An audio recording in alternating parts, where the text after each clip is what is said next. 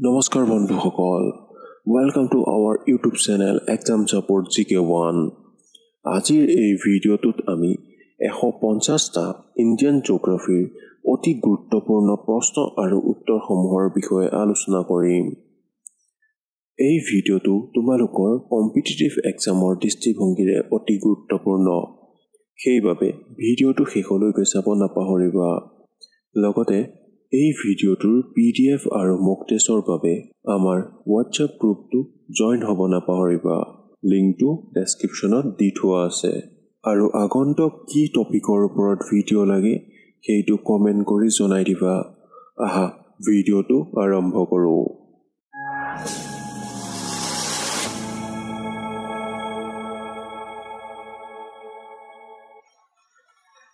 India is laying entirely in which hemisphere? Bharat সম্পূৰ্ণৰূপে কোন গোলাৰ্ধত অৱস্থিত? আমাৰ শুদ্ধ উত্তৰটো হ'ব অপশ্যন নম্বৰ বি, উত্তৰ গোলাৰ্ধত। তোমালোকে মনত ৰাখিবা, ভাৰত সম্পূৰ্ণৰূপে উত্তৰ গোলাৰ্ধত অৱস্থিত। আমাৰ এই পৃথিৱীখনক এই বিষুৱ ৰেখাডালে মানে 0 ডিগ্ৰী অক্ষৰেখাডালে দুটা ভাগত ভাগ কৰিছে। এই ওপৰ ভাগটো হৈ গ'ল উত্তৰ গোলাৰ্ধ আৰু তলৰ ভাগটো হৈ গ'ল দক্ষিণ গোলাৰ্ধ। আমাৰ ভাৰতবৰ্ষখন এই কোণত অৱস্থিত হোৱাৰ বাবে আমি ক'ব পাৰিম যে ভাৰতবৰ্ষখন সম্পূৰ্ণৰূপে উত্তৰ গোলাৰ্ধত অৱস্থিত। Which divides India into almost 2 equal parts? তলৰ কোনটো বিকল্পই ভাৰতক প্ৰায় সমানে দুটা ভাগত বিভক্ত কৰে? আমাৰ শুদ্ধ উত্তৰটো হ'ব অপশ্যন নম্বৰ বি, কৰ্কটক্ৰান্তি ৰেখা। তোমালোকে মনত ৰাখিবা, এই কৰ্কটক্ৰান্তি ৰেখাই ভাৰতবৰ্ষক সমানে দুটা ভাগত ভাগ কৰিছে। কৰ্কটক্ৰান্তি ৰেখাডালৰ দৈৰ্ঘ্য হৈ গ'ল 23.30 ডিগ্ৰী নৰ্থ। তোমালোকে মনত ৰাখিবা, কৰ্কটক্ৰান্তি ৰেখাডালৰ দৈৰ্ঘ্য হৈ গ'ল 23.30 ডিগ্ৰী নৰ্থ। এইটো মনত ৰাখিবা, কৰ্কটক্ৰান্তি ৰেখাডাল ভাৰতবৰ্ষৰ 8খন ৰাজ্যৰ মাজেদি পাৰ হৈ গৈছে আৰু সেই কৰ্কটক্ৰান্তি ৰেখাডাল হ'ল 23.30 ডিগ্ৰী নৰ্থ তথা উত্তৰ অক্ষৰেখা। এইটো তোমালোকে মনত ৰাখিবা। What is the total area of India? ভাৰতৰ মুঠ মাটিকালি কিমান? আমাৰ শুদ্ধ উত্তৰটো হ'ব option number B, 32,87,263 square kilometre. তোমালোকে মনত ৰাখিবা, ভাৰতৰ মুঠ মাটিকালি 32,87,263 বৰ্গ kilometre. In which way India is the largest country of the world? বিস্তৃতি দিশৰ পৰা ভাৰত বিশ্বৰ কোন স্থানত অৱস্থিত? আমাৰ শুদ্ধ উত্তৰটো হ'ব অপশ্যন নম্বৰ ডি, সপ্তম। তোমালোকে মনত ৰাখিবা, বিস্তৃতি দিশৰ পৰা তথা ক্ষেত্ৰফলৰ ভিত্তিত ভাৰতবৰ্ষ পৃথিৱীৰ সপ্তম বৃহত্তম দেশ। How many kilometers is the land border of India? ভাৰতৰ স্থলসীমা প্ৰায় কিমান কিলোমিটাৰ? আমাৰ শুদ্ধ উত্তৰটো হ'ব অপশ্যন নম্বৰ বি, 15,200 কিলোমিটাৰ। তোমালোকে মনত ৰাখিবা, ভাৰতৰ স্থলসীমাৰ দৈৰ্ঘ্য হ'ল প্ৰায় 15,200 কিলোমিটাৰ। লগতে মনত ৰাখিবা, ভাৰতে 7খন দেশৰ সৈতে স্থলসীমাৰ ভাগ বতৰা কৰে।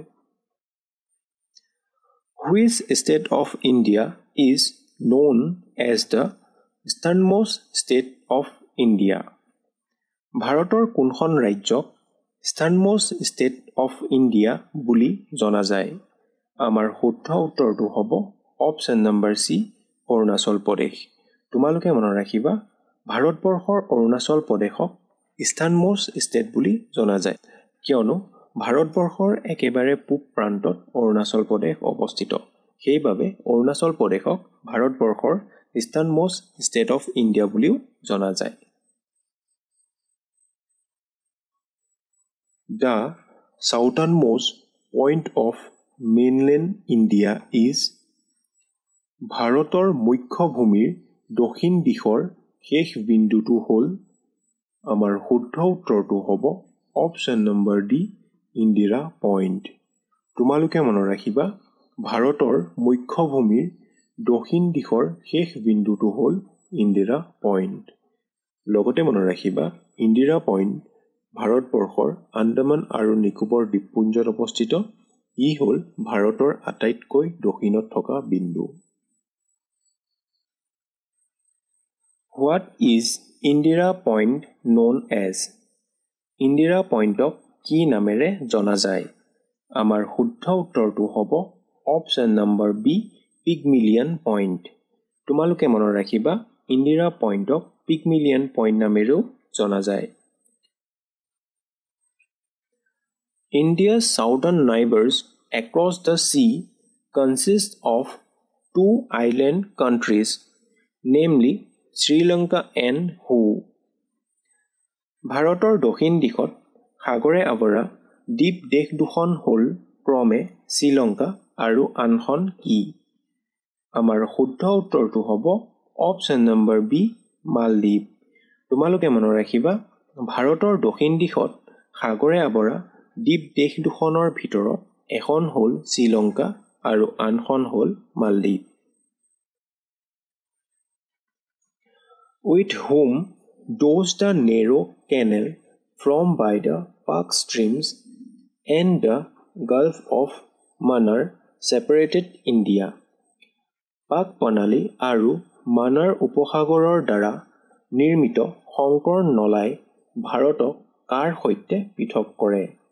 আমাৰ শুদ্ধ উত্তৰটো হ'ব অপশ্যন নম্বৰ চি, শ্ৰীলংকা। তোমালোকে মনত ৰাখিবা পাক প্ৰণালী আৰু মান্নাৰ উপসাগৰৰ দ্বাৰা নিৰ্মিত শংকৰ নলাই ভাৰতক শ্ৰীলংকাৰ সৈতে পৃথক কৰিছে। ভিডিঅ'টোৰ মাজতে তোমালোকক জনাব বিচাৰিছোঁ যদি তোমালোকক আসাম জিঅ'গ্ৰাফী আৰু আসাম হিষ্ট্ৰীৰ বিষয়ে এনে ধৰণৰ ডিটেইল ভিডিঅ' লাগে তেনেহ'লে এই ভিডিঅ'টোৰ ডেছক্ৰিপশ্যন বক্সটো চেক কৰিব নাপাহৰিবা। লগতে আমাৰ ইউটিউব চেনেলটো এবাৰ চেক আউট কৰিব নাপাহৰিবা। লগতে এই ভিডিঅ'টো চাই যদি তোমালোকৰ ভাল লাগিছে তেনেহ'লে এটা লাইক কৰিব নাপাহৰিবা আৰু এনে ধৰণৰ ইনফৰ্মেটিভ ভিডিঅ' পাই থাকিবলৈ এই ইউটিউব চেনেলটোক ছাবস্ক্ৰাইব কৰিব নাপাহৰিবা। Which country share the longest border with India? ভাৰতৰ সৈতে সৰ্বাধিক দীঘলীয়া সীমান্ত কোনখন দেশে ভাগ কৰে? আমাৰ শুদ্ধ উত্তৰটো হ'ব অপশ্যন নম্বৰ বি, বাংলাদেশ। তোমালোকে মনত ৰাখিবা ভাৰতবৰ্ষই 7খন দেশৰ সৈতে স্থলসীমা ভাগ বতৰা কৰে। তাৰে ভিতৰত বাংলাদেশৰ সৈতে সবাতোতকৈ বেছি স্থলসীমা ভাগ বতৰা কৰে। আনহাতে আফগানিস্তানৰ সৈতে সবাতোতকৈ কম সীমাৰ ভাগ বতৰা কৰে। ভাৰতে বাংলাদেশৰ সৈতে প্ৰায় 4000 কিলোমিটাৰ দৈৰ্ঘ্যৰ সীমাৰ ভাগ বতৰা কৰে। How many Indian states share its border with Bangladesh? ভাৰতৰ কিমানখন ৰাজ্যই বাংলাদেশৰ সৈতে সীমাৰ ভাগ কৰে? আমাৰ শুদ্ধ উত্তৰটো হ'ব অপশ্যন নম্বৰ ডি, 5খন। তোমালোকে মনত ৰাখিবা ভাৰতবৰ্ষৰ 5খন ৰাজ্য অসম, ৱেষ্ট বেংগল, মেঘালয়, মিজোৰাম আৰু ত্ৰিপুৰা। এই 5খন ভাৰতৰ ৰাজ্যই বাংলাদেশৰ সৈতে সীমাৰ ভাগ বতৰা কৰে। তোমালোকে এই ৰাজ্যকেইখনৰ নামকেইটাও মনত ৰাখিবা অসম, পশ্চিমবংগ, মিজোৰাম, মেঘালয় আৰু Tripura. Which state boundary does not touch the international boundary? কোনখন ৰাজ্যৰ সীমাই আন্তৰ্জাতিক সীমা স্পৰ্শ নকৰে? আমাৰ শুদ্ধ উত্তৰটো হ'ব অপশ্যন নম্বৰ ডি, এটাও নহয়। তোমালোকে মনত ৰাখিবা ভাৰতবৰ্ষৰ 5খন ৰাজ্যই আন্তঃৰাষ্ট্ৰীয় সীমা ভাগ বতৰা নকৰে। সেইকেইখন হ'ল ছত্তীশগড়, হাৰিয়ানা, ঝাৰখণ্ড, মধ্যপ্ৰদেশ, তেলেংগানা। এই 5খন ৰাজ্যক আমি লেণ্ডলক ষ্টেট বুলি কোৱা হয়। তোমালোকে মনত ৰাখিবা ছত্তীশগড়, হাৰিয়ানা, ঝাৰখণ্ড, মধ্যপ্ৰদেশ, তেলেংগানা এই 5খন ৰাজ্যই আমাৰ আন্তঃৰাষ্ট্ৰীয় সীমাৰ ভাগ বতৰা নকৰে। Which of the following states do not share border with Pakistan? তলৰ কোনখন ৰাজ্যই পাকিস্তানৰ লগত সীমাৰ ভাগ বতৰা নকৰে? আমাৰ শুদ্ধ উত্তৰটো হ'ব option number D, Paschim Banga. তোমালোকে মনত ৰাখিবা ভাৰতবৰ্ষৰ পশ্চিম বংগ ৰাজ্যখনে পাকিস্তানৰ লগত সীমাৰ ভাগ বতৰা নকৰে। আমি যদি এই প্ৰশ্নটোৰ অপশ্যনকেইটা ভালদৰে চাওঁ তেতিয়া আমি দেখি পাম গুজৰাট, ৰাজস্থান, পাঞ্জাৱ এই গোটেই তিনিখন হ'ল ভাৰতবৰ্ষৰ পশ্চিম দিশত অৱস্থিত ৰাজ্য, আনহাতে পশ্চিম বংগ হ'ল ভাৰতবৰ্ষৰ পূব দিশত অৱস্থিত ৰাজ্য।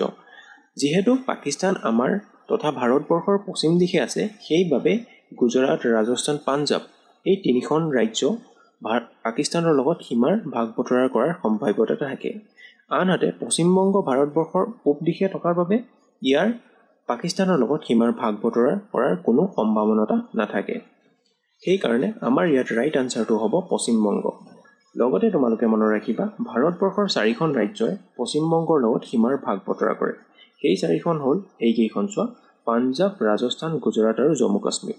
তোমালোকে মনত ৰাখিবা ভাৰতবৰ্ষৰ 4খন ৰাজ্য পাঞ্জাৱ, ৰাজস্থান, গুজৰাট, জম্মু কাশ্মীৰ এইকেইখনে পাকিস্তানৰ লগত সীমাৰ ভাগ বতৰা কৰে।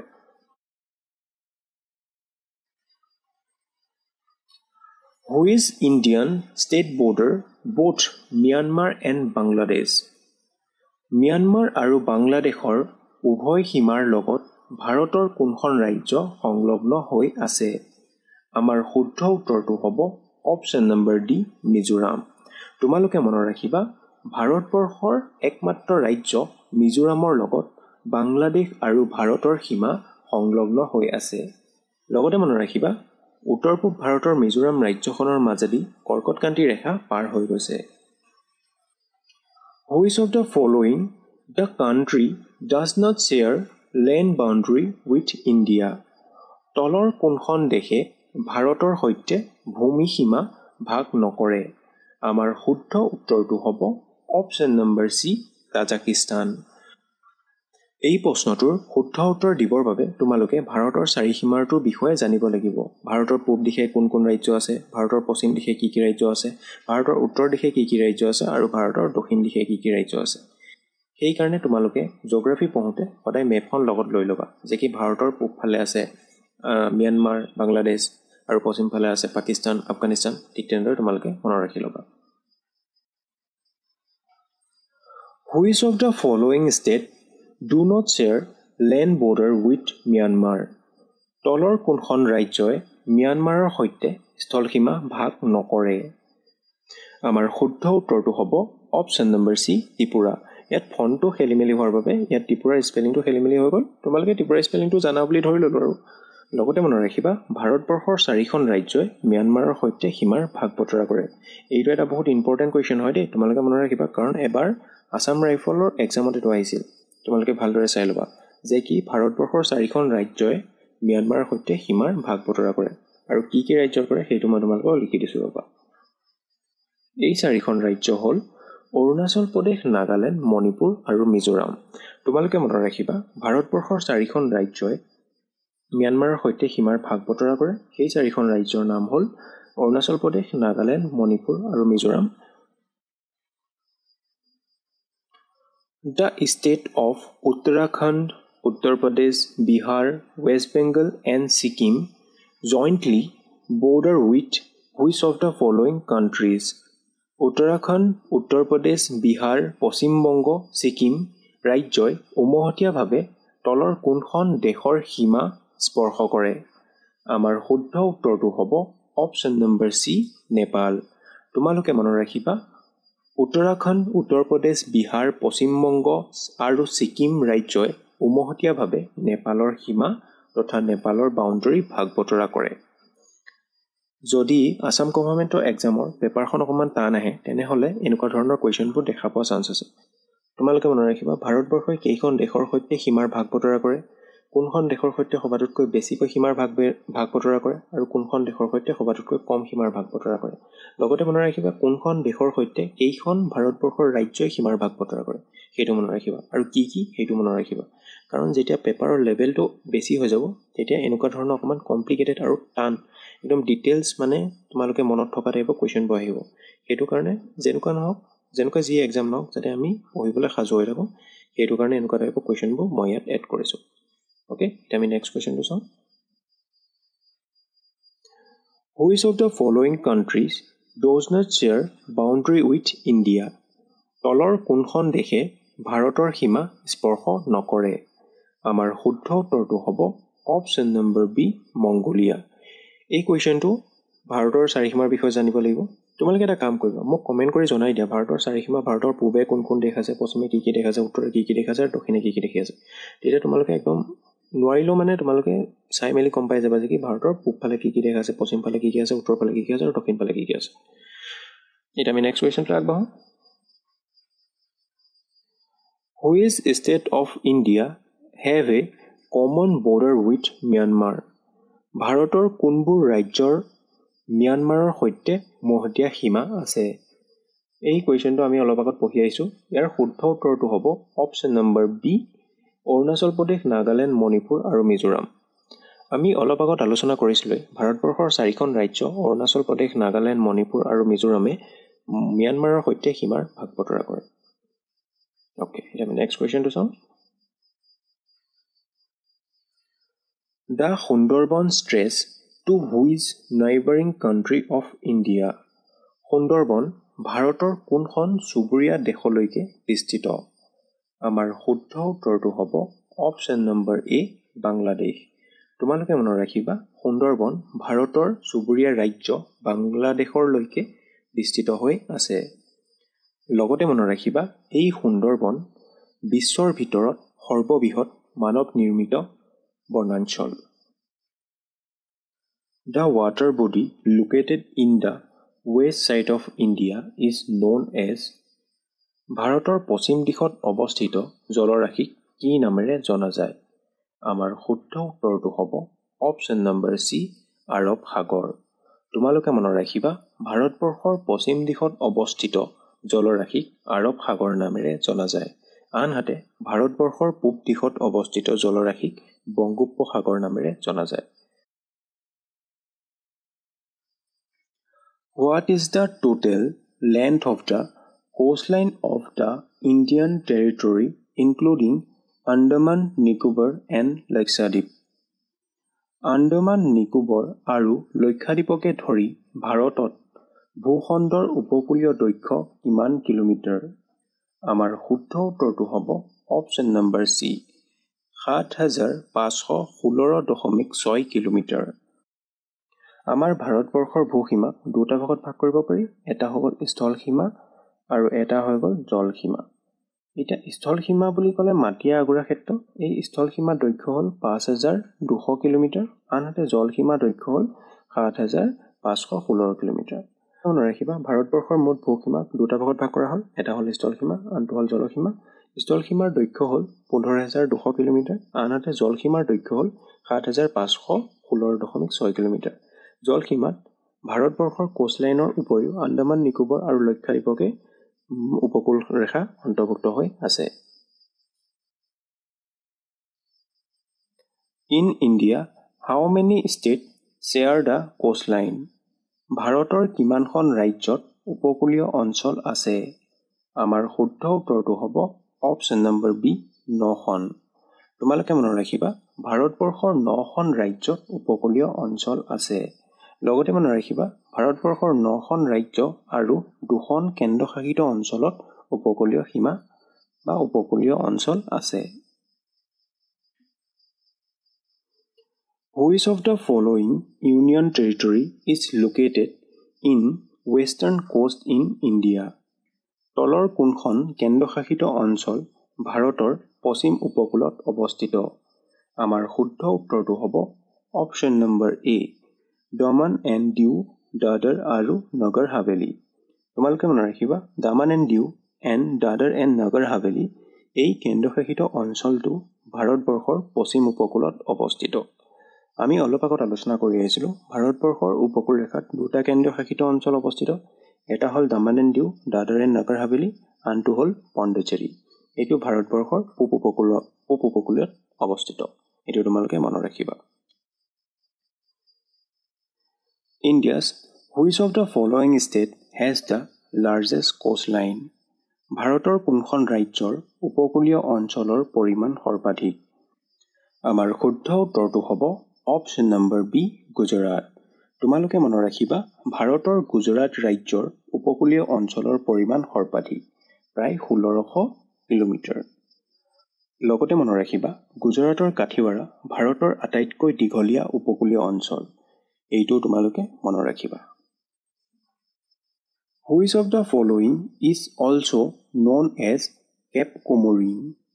তলৰ কোনটো কেপ কোমোৰিন বুলি কোৱা হয়? আমাৰ শুদ্ধ উত্তৰটো হ'ব অপশ্যন নম্বৰ বি কন্যাকুমাৰী। তোমালোকে মনত ৰাখিবা কন্যাকুমাৰীক কেপ কোমোৰিন বুলিও কোৱা হয়। পাল্ক ষ্ট্ৰেইট ইজ লোকেটেড বিটুইন পকপনালী কাৰ মাজত অৱস্থিত? আমাৰ শুদ্ধ উত্তৰটো হ'ব অপশ্যন নম্বৰ চি ভাৰত আৰু শ্ৰীলংকা। তোমালোকে মনত ৰাখিবা পকপনালী ভাৰত আৰু শ্ৰীলংকাৰ মাজত অৱস্থিত। The most famous Marina Beach is located on which of the following coastal plain? আটাইতকৈ বিখ্যাত মেৰিনা বীচ তলৰ কোনটো উপকূলীয় সমভূমিত অৱস্থিত? আমাৰ শুদ্ধ উত্তৰটো হ'ব অপশ্যন নম্বৰ এ কৰ্ণাটকা উপকূলীয় সমভূমি। তোমালোকে মনত ৰাখিবা কৰ্ণাটকাৰ উপকূলীয় সমভূমি অঞ্চলত আটাইতকৈ বিখ্যাত মেৰিনা বীচ অৱস্থিত।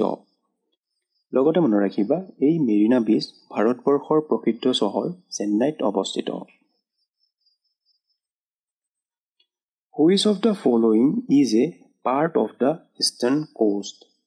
তলৰ কোনটো পূব উপকূলৰ অংশ? আমাৰ শুদ্ধ উত্তৰটো হ'ব অপশ্যন নম্বৰ এ কৰমণ্ডল উপকূল। তোমালোকে মনত ৰাখিবা কৰমণ্ডল উপকূল পূব উপকূলৰ এক অংশ। আমাৰ ভাৰতৰ উপকূল ৰেখাক দুটা ভাগত ভাগ কৰা হয়, পূব উপকূল ৰেখা আৰু পশ্চিম উপকূল ৰেখা। আৰু পূব উপকূল ৰেখাকো কেইটামান ভাগত ভাগ কৰা হয় আৰু পশ্চিম উপকূল ৰেখাকো অন্য কেইটামান ভাগত ভাগ কৰা হয়। তোমালোকক যদি ইন ডিটেইল ভিডিঅ' লাগে এই ইণ্ডিয়ান জিঅ'গ্ৰাফিৰ ওপৰত কিবা যদি ইন ডিটেইল ভিডিঅ' লাগে তোমালোকে মোক কমেণ্ট কৰি জনাই দিবা। মই তেতিয়া ইন ডিটেইল ভিডিঅ' আনিব ট্ৰাই কৰিম। এতিয়া আমি নেক্সট কুৱেশ্যনটো চাওঁ।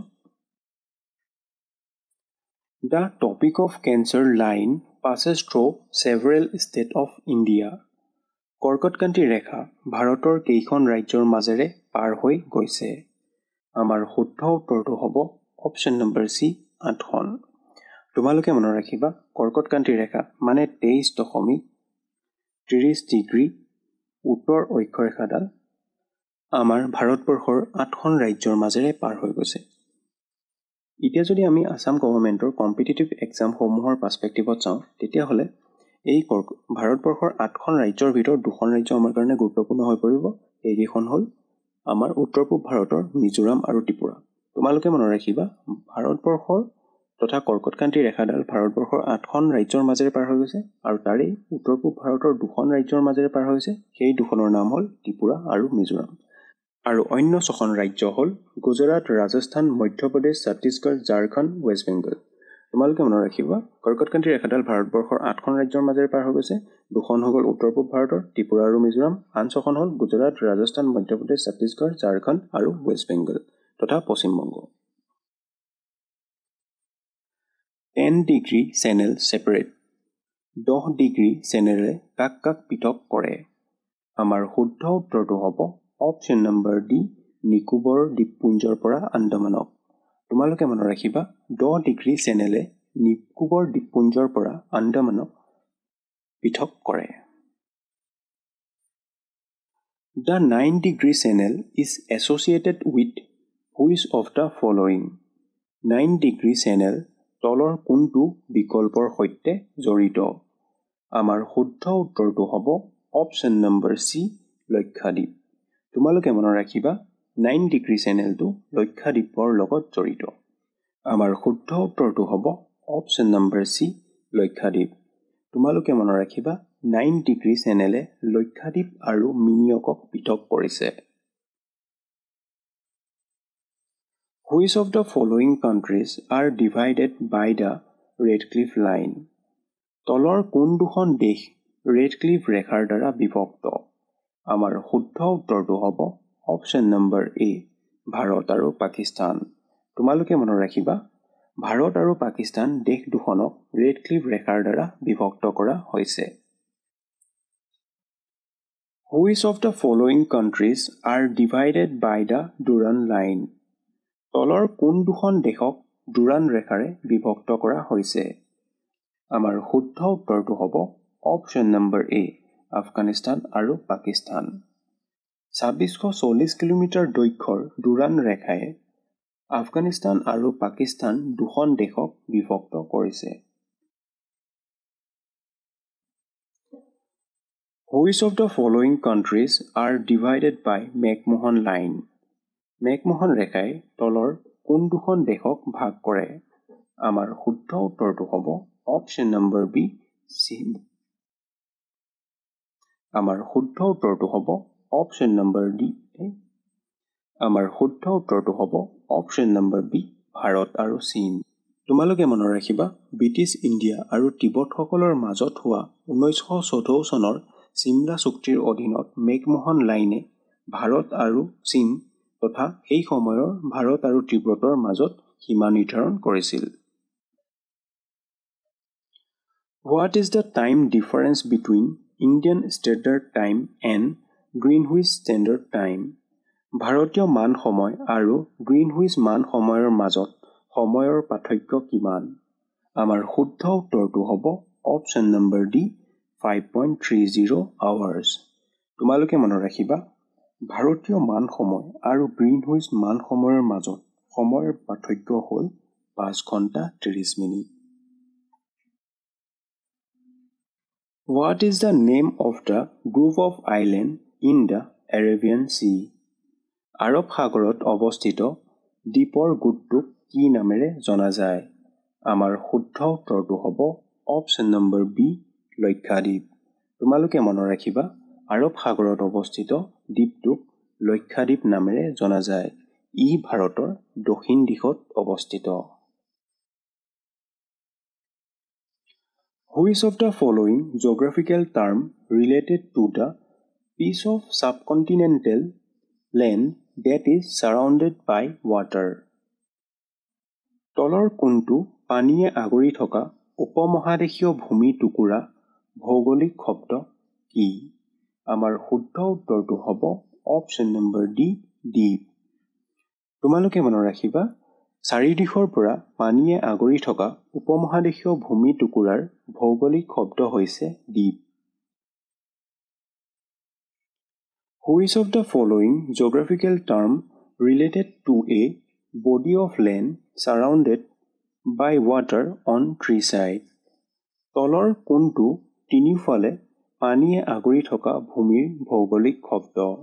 আমাৰ শুদ্ধ উত্তৰটো হ'ব অপশ্যন নম্বৰ এ, পেনিনচুলা অথবা উপদ্বীপ। তোমালোকে মনত ৰাখিবা, তিনিওফালে পানীয়ে আগুৰি থকা ভূমিৰ ভৌগোলিক শব্দ হ'ল উপদ্বীপ। আমি যদি চাওঁ, এইকণ যদি মাটি, এই মাটিকণৰ চাৰিওফালে যদি পানী আগুৰি থাকে তেনেহ'লে তাক দ্বীপ বুলি ক'ব। আনহাতে এইকণ যদি মাটি হয়, এই মাটিকণক পানীয়ে যদি তিনিফালে আগুৰি থাকে তেনেহ'লে সেইটোক ক'ব উপদ্বীপ। এই কথাটো তোমালোকে মনত ৰাখিবা। How the Himalayas are from? Himalaya কেনেকৈ গঠন হৈছিল? আমাৰ শুদ্ধ উত্তৰটো হ'ব option number D, due to folding of the geosynclinal name Tethys. Tethys নামৰ জিঅ'চিনক্লনিক ভাঁজ হোৱাৰ বাবে। তোমালোকে মনত ৰাখিবা, হিমালয় গঠন হৈছিল due to folding of geosynclinal name Tethys. Tethys নামৰ জিঅ'চিনক্লনিক ভাঁজ হোৱাৰ বাবে। Which of the following is called the southernmost Himalaya?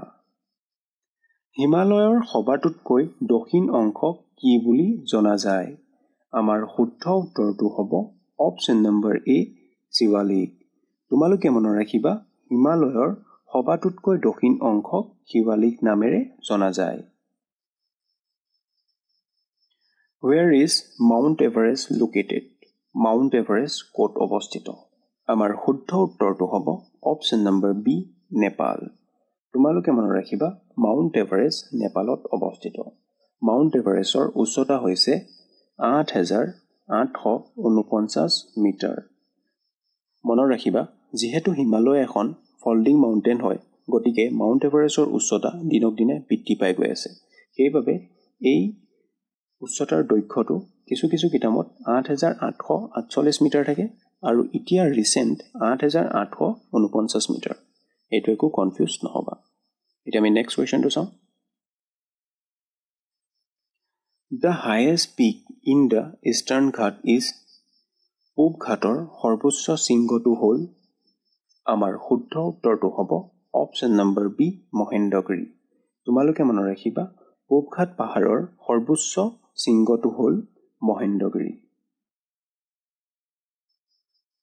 Mountain range in the eastern part of India forming its boundary with Myanmar are collectively called। ভাৰতৰ পূব অংশত ম্যানমাৰৰ সৈতে সীমাস্বৰূপ পৰ্বতমালা সামূহিকভাৱে কি নামেৰে জনা যায়? আমাৰ শুদ্ধ উত্তৰটো হ'ব অপশ্যন নম্বৰ বি পূৰ্বাঞ্চল। তোমালোকে মনত ৰাখিবা পূৰ্বাঞ্চল পৰ্বতমালাই ভাৰত আৰু ম্যানমাৰৰ সীমা হিচাপে চিহ্নিত হৈছে। What is the name of southernmost hill range in India? ভাৰতৰ দক্ষিণাত্যত অৱস্থিত পৰ্বতমালাৰ নাম কি? আমাৰ শুদ্ধ উত্তৰটো হ'ব অপশ্যন নম্বৰ ডি ইলাইচি পাহাৰ। তোমালোকে মনত ৰাখিবা ভাৰতবৰ্ষৰ দক্ষিণত অৱস্থিত ইলাইচি পাহাৰ পশ্চিম ঘাট পৰ্বতৰ এক অংশ আৰু ই কেৰেলাৰ অন্তৰ্গত। Who is one of the following pair is not correct match? তলৰ অমিলটো বাছি উলিওৱা। আমি যদি এটা অপশ্যন কেইটা চাওঁ, মিৰি পাহাৰ অৰুণাচল প্ৰদেশত আছে, মিকিৰ পাহাৰ অসমত আছে, লুচাই পাহাৰ মিজোৰামত আছে আৰু আবৰ পাহাৰ মেঘালয়ত আছে। আমাৰ ভুল উত্তৰটো মানে ভুল পেয়াৰটো হ'ব অপশ্যন নম্বৰ ডিটো, আবৰ পাহাৰ মেঘালয়ত আছে।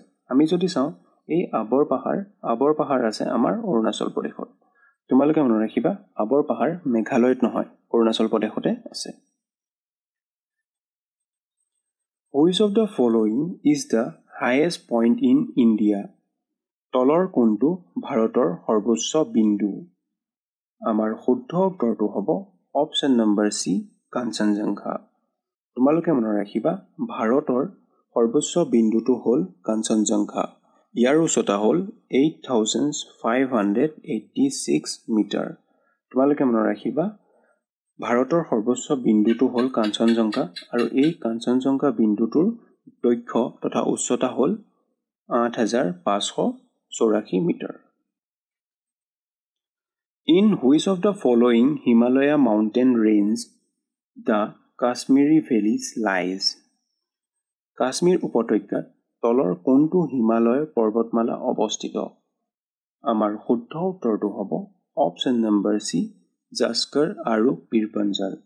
তোমালোকে মনত ৰাখিবা কাশ্মীৰ উপত্যকাত জাস্কৰ আৰু পীৰপঞ্জাল হিমালয় পৰ্বতমালা অৱস্থিত। Which of the following hill range dominated by the Dodabetta peak? তলৰ কোনটো বিকল্পত ডোডাবেটা শৃংগ অৱস্থিত? আমাৰ শুদ্ধ উত্তৰটো হ'ব অপশ্যন নম্বৰ এ নীলগিৰি। তোমালোকে মনত ৰাখিবা নীলগিৰি পাহাৰত ডোডাবেটা শৃংগ অৱস্থিত। ইয়াৰ উচ্চতা হৈছে 2,637 মিটাৰ। তোমালোকে মনত ৰাখিবা ডোডাবেটা হ'ল নীলগিৰি পাহাৰৰ সৰ্বোচ্চ শৃংগ আৰু ইয়াৰ উচ্চতা হৈছে 2,637 মিটাৰ। এইটো তোমালোকে মনত ৰাখিবা। আমাৰ 51 নম্বৰ প্ৰশ্নটো হৈছে Which among the following system contain the oldest rock formations of India? ভাৰতৰ নিম্নোক্ত কোনখন পৰ্বতমালা আটাইতকৈ পুৰণি শিলৰ গঠন পোৱা যায়? আমাৰ শুদ্ধ উত্তৰটো হ'ব অপশ্যন নম্বৰ বি আৰ্কিয়ান পৰ্বতমালা। তোমালোকে মনত ৰাখিবা ভাৰতবৰ্ষৰ আৰ্কিয়ান পৰ্বতমালাত আটাইতকৈ পুৰণি শিলৰ গঠন পোৱা যায়। Which of the following is the oldest mountain range in India? তলৰ কোনখন ভাৰতৰ আটাইতকৈ পুৰণি পৰ্বতমালা? আমাৰ শুদ্ধ উত্তৰটো হ'ব অপশ্যন নম্বৰ চি আৰৱলী। তোমালোকে মনত ৰাখিবা আৰৱলী হৈছে ভাৰতৰ আটাইতকৈ পুৰণি পৰ্বতমালা। লগতে মনত ৰাখিবা আৰাৱলী পৰ্বতমালা ৰাজস্থানত অৱস্থিত আৰু আৰাৱলী পৰ্বতমালা ভাঁজ থকা পৰ্বতমালাৰ এক উদাহৰণ। এই দুটা পইণ্টটো তোমালোকে মনত ৰাখিবা। Saddle Peak, the highest peak of Andaman and Nicobar, is located in Andaman আৰু নিকোবৰৰ সৰ্বোচ্চ শৃংগ চেডেল ক'ত অৱস্থিত? আমাৰ শুদ্ধ উত্তৰটো হ'ব অপশ্যন নম্বৰ এ, উত্তৰ আন্দামান। তোমালোকে মনত ৰাখিবা আন্দামান নিকোবৰৰ সৰ্বোচ্চ শৃংগ চেডেল উত্তৰ আন্দামানত অৱস্থিত। Barren Island is located in ডেছ। বেৰেন দ্বীপ ডেছত অৱস্থিত। আমাৰ শুদ্ধ উত্তৰটো হ'ব অপশ্যন নম্বৰ ডি, বংগোপসাগৰত। তোমালোকে মনত ৰাখিবা বেৰেন দ্বীপ বংগোপসাগৰত অৱস্থিত। লগতে মনত ৰাখিবা এই বেৰেন হৈছে বংগোপসাগৰত আন্দামান আৰু নিকোবৰ দ্বীপপুঞ্জত অৱস্থিত ভাৰতৰ একমাত্ৰ সক্ৰিয় আগ্নেয়গিৰি। এইটো তোমালোকে মনত ৰাখিবা। Hundru waterfall is found in which one of the following plateaus? Hundru জলপ্ৰপাত তলৰ কোনটো মালভূমিত অৱস্থিত? আমাৰ শুদ্ধ উত্তৰটো হ'ব অপশ্যন নম্বৰ ডি, ভাৰতৰ চোটানাগপুৰ মালভূমিত। তোমালোকে মনত ৰাখিবা হুণ্ডু জলপ্ৰপাত ভাৰতৰ চোটানাগপুৰ মালভূমিত অৱস্থিত। আমি যদি হুণ্ডা জলপ্ৰপাতৰ একজেক্ট লোকেশ্যনটো চাওঁ তেনেহ'লে হ'ব ঝাৰখণ্ড ৰাজ্যৰ চোটানাগপুৰ ৰাঞ্চি পুলিয়াৰা ঘাইপথৰ ওচৰতে এই হুণ্ডা জলপ্ৰপাতটো অৱস্থিত। Which one of the following is the correct order of formations of geological system in India in terms of their age? বয়সৰ ওপৰত ভিত্তি কৰি তলৰ কোনটো ভাৰতত অৱস্থিত ভূতাত্ত্বিক ব্যৱস্থাৰ সঠিক ক্ৰম? আমাৰ শুদ্ধ উত্তৰটো হ'ব অপশ্যন নম্বৰ বি, আৰাৱলী, ধাৰাৱা, কোঠাল্লা, বিন্দা। তোমালোকে এই বয়সৰ ওপৰত ভিত্তি কৰি ভাৰতৰ পাহাৰসমূহৰ ক্ৰমটো তোমালোকে মনত ৰাখিবা। আৰাৱলী হ'ব প্ৰথমত আহিব আৰু ধাৰাৱা, কোটলা আৰু বিন্দা। এইটো তোমালোকে ইয়াৰ ক্ৰমটো তোমালোকে মনত ৰাখি দিবা। এতিয়া আমি নেক্সট কুৱেশ্যনটো চাওঁ। Which one among the following statement is not correct? তলৰ কোনটো উক্তি শুদ্ধ নহয়? আমি যদি উক্তিকেইটা চাওঁ, উক্তিকেইটা হ'ব শ্বিলং মালভূমি ভাৰতৰ উপদ্বীপীয় মালভূমিৰ বহিৰাংশ। এই উক্তিটো আমাৰ সঁচা হয়, ৰাইট হয়।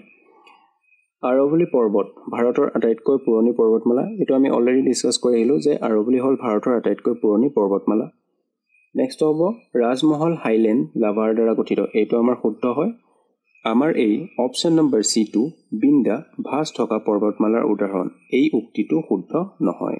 তোমালোকে মনত ৰাখিবা বিন্দা ভাঁজ থকা পৰ্বতৰ উদাহৰণ নহয়, দৰাচলতে বিন্দা পৰ্বত স্তূপ পৰ্বতমালাৰ এক উদাহৰণ।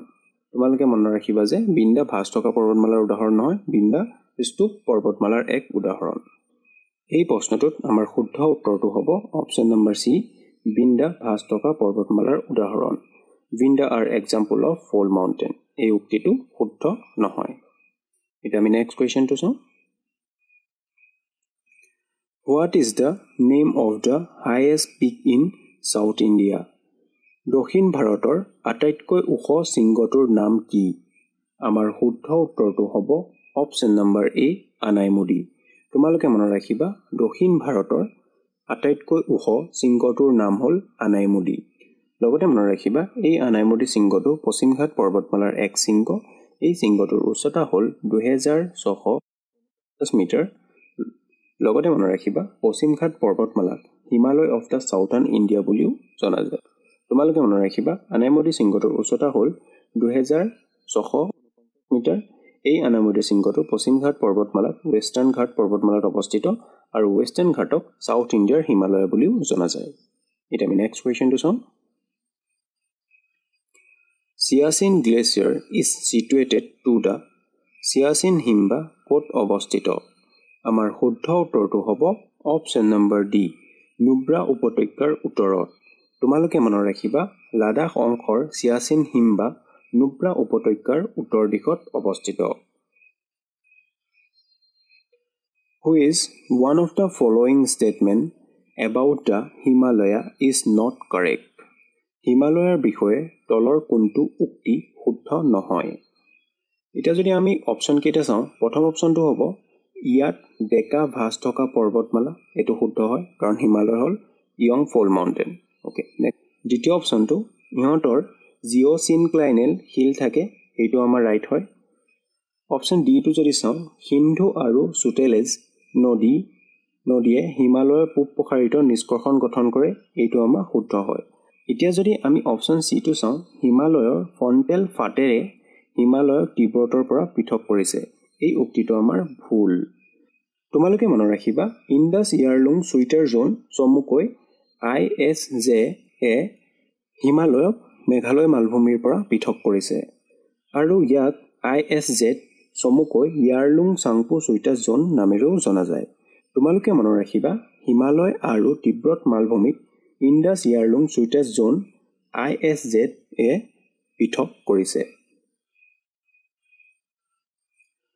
In India, Cardamom Hill are the regarded as a continuation of the following. ভাৰতৰ ইলাইচি পাহাৰক তলৰ কোনখন পাহাৰৰ ধাৰাবাহিকতা হিচাপে গণ্য কৰা হয়? আমাৰ শুদ্ধ উত্তৰটো হ'ব অপশ্যন নম্বৰ ডি, পশ্চিম ঘাট। তোমালোকে মনত ৰাখিবা ভাৰতৰ ইলাইচি পাহাৰক পশ্চিম ঘাট পাহাৰৰ ধাৰাবাহিকতা হিচাপে ধৰা হয়। লগতে মনত ৰাখিবা এই ইলাইচি পাহাৰ তথা কাৰ্ডামন হিলছ ভাৰতৰ আটাইতকৈ দক্ষিণত অৱস্থিত পৰ্বতমালা। লগতে মনত ৰাখিবা এই পশ্চিম ঘাট পৰ্বতমালাক দক্ষিণ ভাৰতৰ হিমালয় নামেৰেও জনা যায়। Which one of the following is the correct order of Himalaya ranges from north to south? উত্তৰৰ পৰা দক্ষিণলৈ হিমালয় পৰ্বতমালাৰ শুদ্ধ ক্ৰমটো হৈছে, আমাৰ শুদ্ধ উত্তৰটো হ'ব অপশ্যন নম্বৰ এ, কাৰাকোৰম, লাডাখ, জাস্কাৰ, পীৰপঞ্জাল আৰু শিৱালিক। তোমালোকে মনত ৰাখিবা ভাৰতৰ তথা হিমালয় পৰ্বতমালাৰ উত্তৰৰ পৰা দক্ষিণলৈ ক্ৰমে কাৰাকোৰম, লাডাখ, জাস্কাৰ, পীৰপঞ্জাল আৰু শিৱালিক, এই সিকুৱেন্সটো তোমালোকে মনত ৰাখিবা কাৰাকোৰম, লাডাখ, জাস্কাৰ, পীৰপঞ্জাল আৰু Shivalik. What is the another name of Sahyadri? সাহাদ্ৰীৰ আন এটা নাম কি? আমাৰ শুদ্ধ উত্তৰটো হ'ব অপশ্যন নম্বৰ বি, পশ্চিম ঘাট বা ৱেষ্টাৰ্ণ ঘাট। তোমালোকে মনত ৰাখিবা সাহাদ্ৰীৰ আন এটা নাম হ'ল পশ্চিম ঘাট পৰ্বতমালা। Which of the following glacier is located where the line of control between India and Pakistan end? Bharat আৰু পাকিস্তানৰ মাজৰ নিয়ন্ত্ৰণ ৰেখাৰ শেষ হোৱাৰ বিন্দুত তলৰ কোনটো হিমবাহ অৱস্থিত? আমাৰ শুদ্ধ উত্তৰটো হ'ব অপশ্যন নম্বৰ এ, চিয়াচিন। তোমালোকে মনত ৰাখিবা ভাৰত আৰু পাকিস্তানৰ মাজৰ নিয়ন্ত্ৰণ ৰেখা শেষ হোৱা বিন্দুত চিয়াচিন হিমবাহ অৱস্থিত। লগতে মনত ৰাখিবা এই চিয়াচিন হিমবাহটো উত্তৰ পূব হিমালয়ৰ কাৰাকোৰম পৰ্বতত অৱস্থিত। যিহেতু ভাৰত আৰু পাকিস্তানৰ মাজত যুদ্ধৰ বিবাদ সৃষ্টি হৈছিল, সেইবাবে এই কুৱেশ্যনটো অকণমান ইম্পৰ্টেণ্ট হৈ পৰিছে। তোমালোকে ভালদৰে মন দি পঢ়ি ল'বা। Which of the following is the longest glacier in the world outside of the polar region? মেৰু অঞ্চলৰ বাহিৰৰ বিশ্বৰ ভিতৰত দীৰ্ঘতম হিমবাহ কোনখন? আমাৰ শুদ্ধ উত্তৰটো হ'ব অপশ্যন নম্বৰ বি, ফেটচেংকু। তোমালোকে মনত ৰাখিবা মেৰু অঞ্চলৰ বাহিৰৰ বিশ্বৰ ভিতৰত দীৰ্ঘতম হিমবাহটো হ'ল ফেটচেংকু। লগতে মনত ৰাখিবা এই ফেটচেংকু হিমবাহটো তাজিকিস্তান দেশৰ পামিৰ পৰ্বতমালাত অৱস্থিত। Which of the following is not associated with the Karakoram range? তলৰ কোনটো বিকল্প কাৰাকোৰম পৰ্বতৰ সৈতে জড়িত নহয়? আমাৰ শুদ্ধ উত্তৰটো হ'ব অপশ্যন নম্বৰ ডি, গংগোত্ৰী। তোমালোকে মনত ৰাখিবা গংগোত্ৰী কাৰাকোৰম পৰ্বতৰ সৈতে জড়িত নহয়। লগতে মনত ৰাখিবা গংগোত্ৰী হিমবাহ উত্তৰাখণ্ড ৰাজ্যৰ উত্তৰকাশী জিলাত অৱস্থিত। লগতে মনত ৰাখিবা গংগোত্ৰীৰ পৰা গংগা নদীৰ উৎপত্তি হৈছে। Where is Shillong located? Shillong ক'ত অৱস্থিত? আমাৰ শুদ্ধ উত্তৰটো হ'ব অপশ্যন নম্বৰ বি খাচী পাহাৰ। তোমালোকে মনত ৰাখিবা শ্বিলং খাচী পাহাৰত অৱস্থিত। লগতে মনত ৰাখিবা খাচী পাহাৰ হৈছে মেঘালয় মালভূমিৰ এক অংশ। লগতে মনত ৰাখিবা মেঘালয় মালভূমি দক্ষিণাত্য মালভূমিৰ বহিৰাংশ। এই পইণ্ট দুটাও তোমালোকে মনত ৰাখিবা। Where is the Duncan Pass located? Duncan Pass ক'ত অৱস্থিত? আমাৰ শুদ্ধ উত্তৰটো হ'ব অপশ্যন নম্বৰ এ দক্ষিণ আৰু লিটল আন্দামান। তোমালোকে মনত ৰাখিবা ডানকান পাছ দক্ষিণ আৰু লিটল আন্দামানৰ মাজত অৱস্থিত। লগতে মনত ৰাখিবা ডানকান পাছ ভাৰত মহাসাগৰৰ এক জলপ্ৰণালী। ই দক্ষিণ আন্দামান আৰু লিটল আন্দামানৰ মাজত অৱস্থিত। Which of the following passes cut through the Pir Panjal range and link Manali and Leh by road? তলৰ কোনটো পাছ পিৰ পঞ্জাল পৰ্বতমালাৰ মাজেৰে মানালী আৰু লেহক পথেৰে সংযোগ কৰে? আমাৰ শুদ্ধ উত্তৰটো হ'ব অপশ্যন নম্বৰ এ ৰোহতাং পাছ। তোমালোকে মনত ৰাখিবা ৰোহতাং পাছে পিৰ পঞ্জাল পৰ্বতমালাৰ মাজেৰে মানালী আৰু লেহক পথেৰে সংযোগ কৰে। The Zojila Pass is in which mountain range? Zojila Pass কোনখন পৰ্বতমালাত অৱস্থিত? আমাৰ শুদ্ধ উত্তৰটো হ'ব অপশ্যন নম্বৰ এ জাস্কৰ পৰ্বতমালা। তোমালোকে মনত ৰাখিবা ভাৰতৰ কেন্দ্ৰশাসিত অঞ্চল লাডাখৰ জাস্কৰ পৰ্বতমালাত জোজিলা পাছ অৱস্থিত।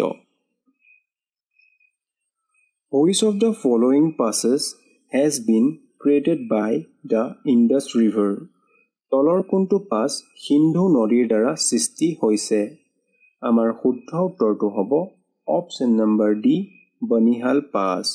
তোমালোকে মনত ৰাখিবা বনিহাল পাছ সিন্ধু নদীৰ দ্বাৰা সৃষ্টি হৈছে।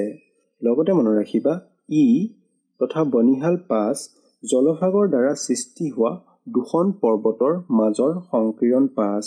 ই জম্মু কাশ্মীৰৰ পীৰ পঞ্জাল পৰ্বতশ্ৰেণীত অৱস্থিত। এই পইণ্ট দুটাও তোমালোকে মনত ৰাখিবা যে এই বনিহাল পাছটো জম্মু কাশ্মীৰ পৰ্বতমালাৰ পীৰ পঞ্জালত অৱস্থিত। লগতে মনত ৰাখিবা এই বনিহাল পাছটো সিন্ধু নদীৰ দ্বাৰা সৃষ্টি হৈছিল। Which passes make way to the land road between Kailash and the Mansarovar? Kailash আৰু মানসৰোবৰৰ মাজৰ স্থলপথটো তলৰ কোনটো বিকল্পৰ দ্বাৰা সৃষ্টি?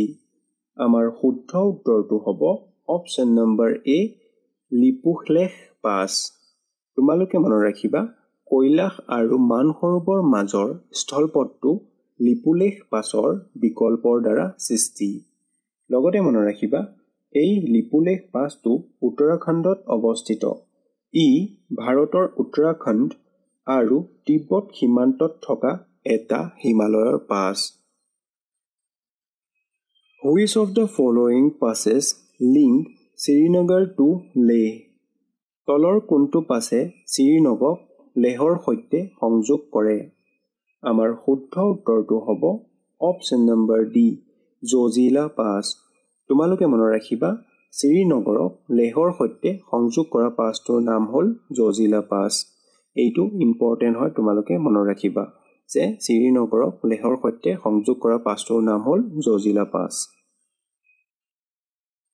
The Bumla Pass is located in Bumla Pass ক'ত অৱস্থিত?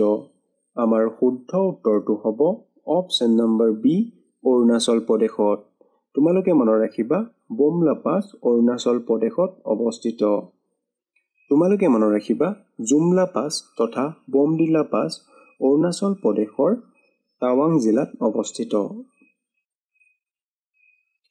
Which of the following river has the largest river basin in India? তলৰ কোনখন নদী ভাৰতৰ সৰ্ববৃহৎ অৱবাহিকাত আছে? আমাৰ শুদ্ধ উত্তৰটো হ'ব অপশ্যন নম্বৰ বি গংগা।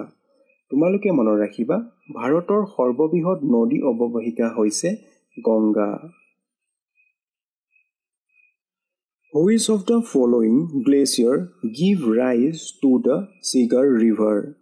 তলৰ কোনখন হিমবাহৰ পৰা চিগাৰ নদী উৎপত্তি হৈছিল? আমাৰ শুদ্ধ উত্তৰটো হ'ব অপশ্যন নম্বৰ এ বালটুৰু। তোমালোকে মনত ৰাখিবা বালটুৰু হিমবাহৰ পৰা চিগাৰ নদী উৎপত্তি হৈছে। লগতে মনত ৰাখিবা চিগাৰ নদী সিন্ধু নদীৰ উপনৈ আৰু চিগাৰ নদী বালটুৰু হিমবাহৰ পৰা উৎপত্তি হৈছে। Which of the following river flow in a rift valley? তলৰ কোনখন নদী গ্ৰাস্ত উপত্যকাৰে বৈ যায়? আমাৰ শুদ্ধ উত্তৰটো হ'ব অপশ্যন নম্বৰ চি নৰ্মদা নদী। তোমালোকে মনত ৰাখিবা নৰ্মদা আৰু তাপ্তি ভাৰতৰ প্ৰধান নৈ যি গ্ৰাস্ত উপত্যকাৰ মাজেৰে বৈ যায়। লগতে মনত ৰাখিবা নৰ্মদা নদী অমৰকন্তক মালভূমিৰ পশ্চিম ফালৰ পৰা উৎপত্তি হৈছে। তোমালোকে মনত ৰাখিবা গ্ৰাস্ত উপত্যকাৰ পৰা ভাৰতবৰ্ষৰ দুখন প্ৰধান নৈ বৈ গৈছে, এখন হ'ল নৰ্মদা, আনখন হ'ল তাপ্তি। লগতে মনত ৰাখিবা নৰ্মদা নদী উৎপত্তি হৈছে অমৰকান্তক মালভূমিৰ পশ্চিম অংশৰ পৰা। এইকেইটা কথা তোমালোকে মনত ৰাখিবা। Which one of the following is the longest river of the peninsular India? তলৰ কোনখন নদী উপদ্বীপীয় ভাৰতৰ আটাইতকৈ দীঘল নদী? আমাৰ শুদ্ধ উত্তৰটো হ'ব অপশ্যন নম্বৰ বি গোদাবৰী। তোমালোকে মনত ৰাখিবা গোদাবৰী নদী উপদ্বীপীয় ভাৰতৰ আটাইতকৈ দীঘল নদী। এই গোদাবৰী নদীখনক দক্ষিণ গংগা নামেৰেও পৰিচিত। Which of the following river do not discharge its water into the Bay of Bengal? তলৰ কোনখন নদীয়ে বংগোপসাগৰলৈ বৈ নাযায়? আমাৰ শুদ্ধ উত্তৰটো হ'ব অপশ্যন নম্বৰ চি তাপ্তি। আমি যদি অপশ্যন কেইটা চাওঁ মহানদী, কাবেৰী, গোদাবৰী, এই গোটেই তিনিখন নদী বংগোপসাগৰলৈ বৈ যায়, আনহাতে তাপ্তি নদীখন আৰৱ সাগৰলৈ বৈ যায়। এই তাপ্তি নদীখনক ভাৰতৰ পশ্চিম বাহিনী নদী নামেৰেও জনা যায়। তোমালোকে মনত ৰাখিবা নৰ্মদা আৰু তাপ্তি ভাৰতবৰ্ষৰ দুখন প্ৰধান নৈ যি দুখন ভাৰতৰ পশ্চিম ফালে বৈ আৰৱ সাগৰত পৰিছে। এই কুৱেশ্যনটো তোমালোকে মনত ৰাখিবা আৰু এইটো ইম্পৰ্টেণ্ট হয়। Which of the following river system from the delta? তলৰ কোনকেইখন নদীয়ে বদ্বীপ গঠন কৰে? আমাৰ শুদ্ধ উত্তৰটো হ'ব option number C Godavari, Kaveri, Mahanadi. আমি যদি অপশ্যন কেইটা চাওঁ প্ৰথম অপশ্যনটো নৰ্মদা নদীয়ে ডেল্টা গঠন নকৰে তথা বদ্বীপ গঠন নকৰে। ছেকেণ্ড অপশ্যনটোতো নৰ্মদা নদী আছে আৰু থাৰ্ড অপশ্যনটোতো নৰ্মদা নদী আছে। মই অলপ আগত কৈছিলোঁ এই নৰ্মদা নদীখন হ'ল ভাৰতৰ পশ্চিম বাহিনী নদী আৰু পশ্চিম বাহিনী নদীসমূহে ডেল্টা তথা বদ্বীপ গঠন নকৰে। পশ্চিম বাহিনী নদীসমূহে এষ্টৰী গঠন কৰে। তোমালোকে মনত ৰাখিবা ভাৰতবৰ্ষৰ পূব বাহিনী নদী যেনে গোদাবৰী, মহানদী, কাবেৰী, কৃষ্ণা এই নদীবোৰে বদ্বীপ গঠন কৰে, আনহাতে ভাৰতবৰ্ষৰ পশ্চিম বাহিনী নদীসমূহে এষ্টৰী গঠন কৰে। এইটো তোমালোকে মনত ৰাখিবা। The main river flow in the state of Jammu Kashmir is Jammu Kashmir ৰাজ্যত প্ৰবাহিত মূল নদীখন হৈছে আমাৰ শুদ্ধ উত্তৰটো হ'ব অপশ্যন নম্বৰ এ জেলুম। তোমালোকে মনত ৰাখিবা জম্মু কাশ্মীৰ ৰাজ্যত প্ৰবাহিত মূল নদীখন হৈছে জেলুম। লগতে মনত ৰাখিবা জেলুম কাশ্মীৰ উপত্যকাৰ মাজেৰে বৈ যোৱা একমাত্ৰ হিমালয়ৰ নদী। এই পইণ্টটো তোমালোকে মনত ৰাখিবা।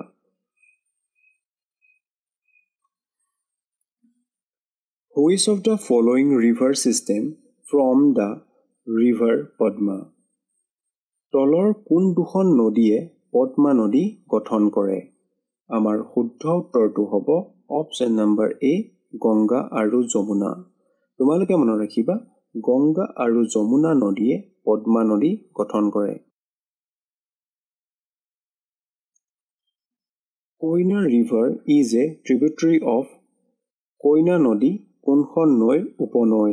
আমাৰ শুদ্ধ উত্তৰটো হ'ব অপশ্যন নম্বৰ বি কৃষ্ণা। তোমালোকে মনত ৰাখিবা কইনা নদী ভাৰতবৰ্ষৰ পশ্চিম মহাৰাষ্ট্ৰৰ খটৰা জিলাৰ মহাবলেশ্বৰত উৎপত্তি হৈছিল। ই কৃষ্ণা নদীৰ উপনৈ। Which of the following is an inland riverian port? তলৰ কোনটো আন্তঃদ্বীপ নদীৰ বন্দৰ? আমাৰ শুদ্ধ উত্তৰটো হ'ব অপশ্যন নম্বৰ এ কলকাতা। তোমালোকে মনত ৰাখিবা হুগলী নদীৰ পাৰত অৱস্থিত কলকাতা হ'ল আন্তঃদ্বীপ নদীৰ বন্দৰ। Which of the following river system create the Jog waterfall? তলৰ কোনটো নদী প্ৰণালীয়ে জগ জলপ্ৰপাতৰ সৃষ্টি কৰিছিল?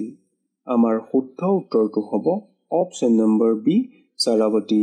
তোমালোকে মনত ৰাখিবা চাৰাৱতী নদীয়ে জগ জলপ্ৰপাতৰ সৃষ্টি কৰিছে।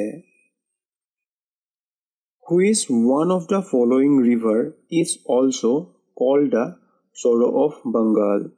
তলৰ কোনখন নদী বংগৰ দুখ বুলি কোৱা হয়? আমাৰ শুদ্ধ উত্তৰটো হ'ব অপশ্যন নম্বৰ ডি দামোদৰ। তোমালোকে মনত ৰাখিবা তলৰ দামোদৰ নদীক বংগৰ দুখ বুলি কোৱা হয় কিয়নো পশ্চিম বংগৰ ভৈয়ামত বিধ্বংসী বানপানীৰ সৃষ্টি কৰাৰ বাবে দামোদৰ নদীক বংগৰ দুখ বুলি কোৱা হয়। Which of the following peninsular river is westward flowing? তলৰ কোনটো উপদ্বীপীয় নদী পশ্চিমলৈ বৈ আছে? এই প্ৰশ্নটো আমি অলৰেডি আলোচনা কৰিছিলোঁ। এই প্ৰশ্নটো শুদ্ধ উত্তৰ হ'ব অপশ্যন নম্বৰ চি তাপ্তি।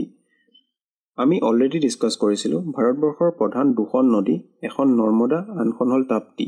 এই দুখন নদী পশ্চিম দিশলৈ গতি কৰে, সেইবাবে ইয়াক ৱেষ্টৱাৰ্ড নদী বুলিও বা পশ্চিম দিশলৈ বৈ যোৱা নদী বুলিও কোৱা হয়। আৰু লগতে মনত ৰাখিবা এই দুখন নদীয়ে গ্ৰাষ্ট উপত্যকা তথা ৰিফ ভেলীৰ মাজেৰে বৈ যায়। Teesta from a part of which major river system? Teesta নদীয়ে কোনটো প্ৰধান নদী প্ৰণালীৰ অংশ গঠন কৰে? আমাৰ শুদ্ধ উত্তৰটো হ'ব অপশ্যন নম্বৰ ডি ব্ৰহ্মপুত্ৰ। তোমালোকে মনত ৰাখিবা তিষ্টা ব্ৰহ্মপুত্ৰ প্ৰধান নৈ প্ৰণালীৰ অংশ গ্ৰহণ কৰে। লগতে মনত ৰাখিবা তিষ্টা ব্ৰহ্মপুত্ৰৰ এখন বৃহৎ উপনৈ। ভাৰতবৰ্ষৰ ছিকিম আৰু পশ্চিমবংগৰ মাজেৰে আহি তিষ্টা বাংলাদেশত ব্ৰহ্মপুত্ৰৰ লগত সংযোগ হৈছে।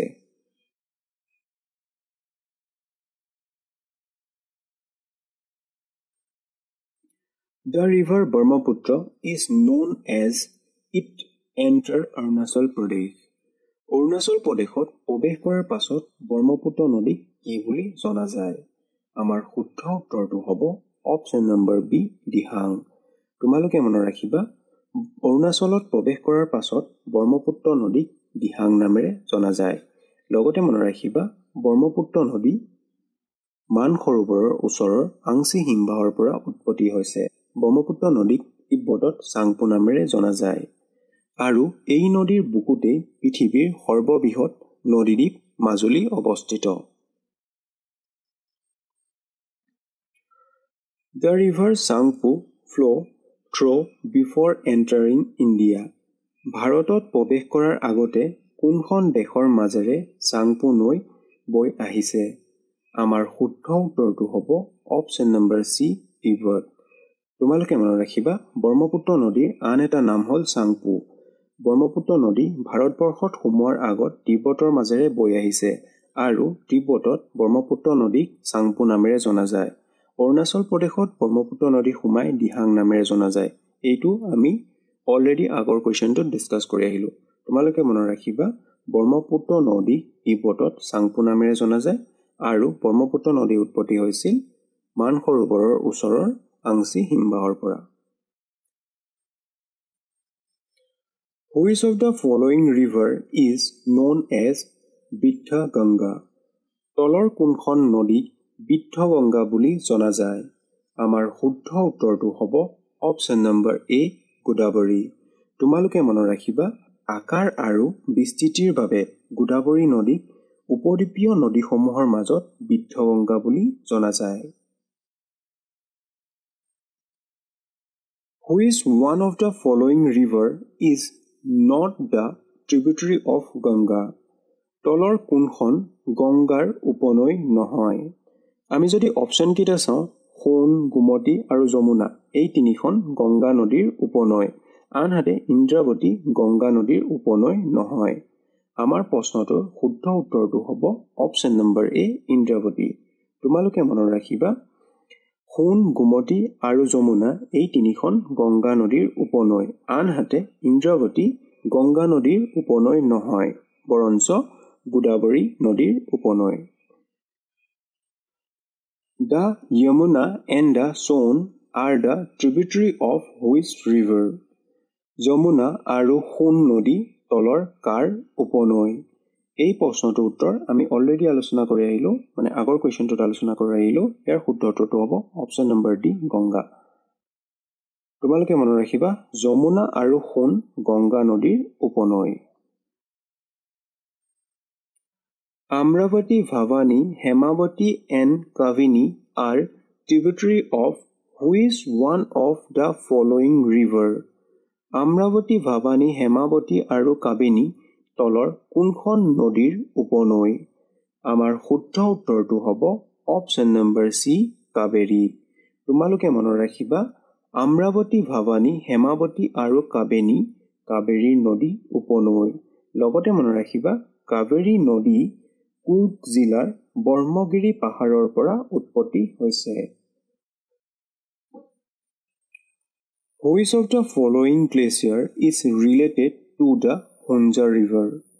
তলৰ কোনটো হিমবাহৰ সৈতে হুঞ্জা নদী সম্পৰ্ক আছে? আমাৰ শুদ্ধ উত্তৰটো হ'ব অপশ্যন নম্বৰ চি, হিস্পাৰ। তোমালোকে মনত ৰাখিবা, হিস্পাৰ হিমবাহৰ সৈতে হুঞ্জা নদীৰ সম্পৰ্ক আছে। লগতে মনত ৰাখিবা, হুঞ্জা নদী হিস্পা নদীৰ সহায়ক নদী তথা উপনৈ। Which of the following is the source of the Mandakini river? তলৰ কোনটো মন্দাকিনী নদীৰ উৎস? আমাৰ শুদ্ধ উত্তৰটো হ'ব অপশ্যন নম্বৰ ডি, চোৰাবাৰী হিমবা। তোমালোকে মনত ৰাখিবা, চোৰাবাৰী হিমবা মন্দাকিনী নদীৰ উৎস। লগতে মনত ৰাখিবা, চোৰাবাৰী হিমবাক চোৰাবাৰী বামক হিমবা নামেৰেও জনাজাত।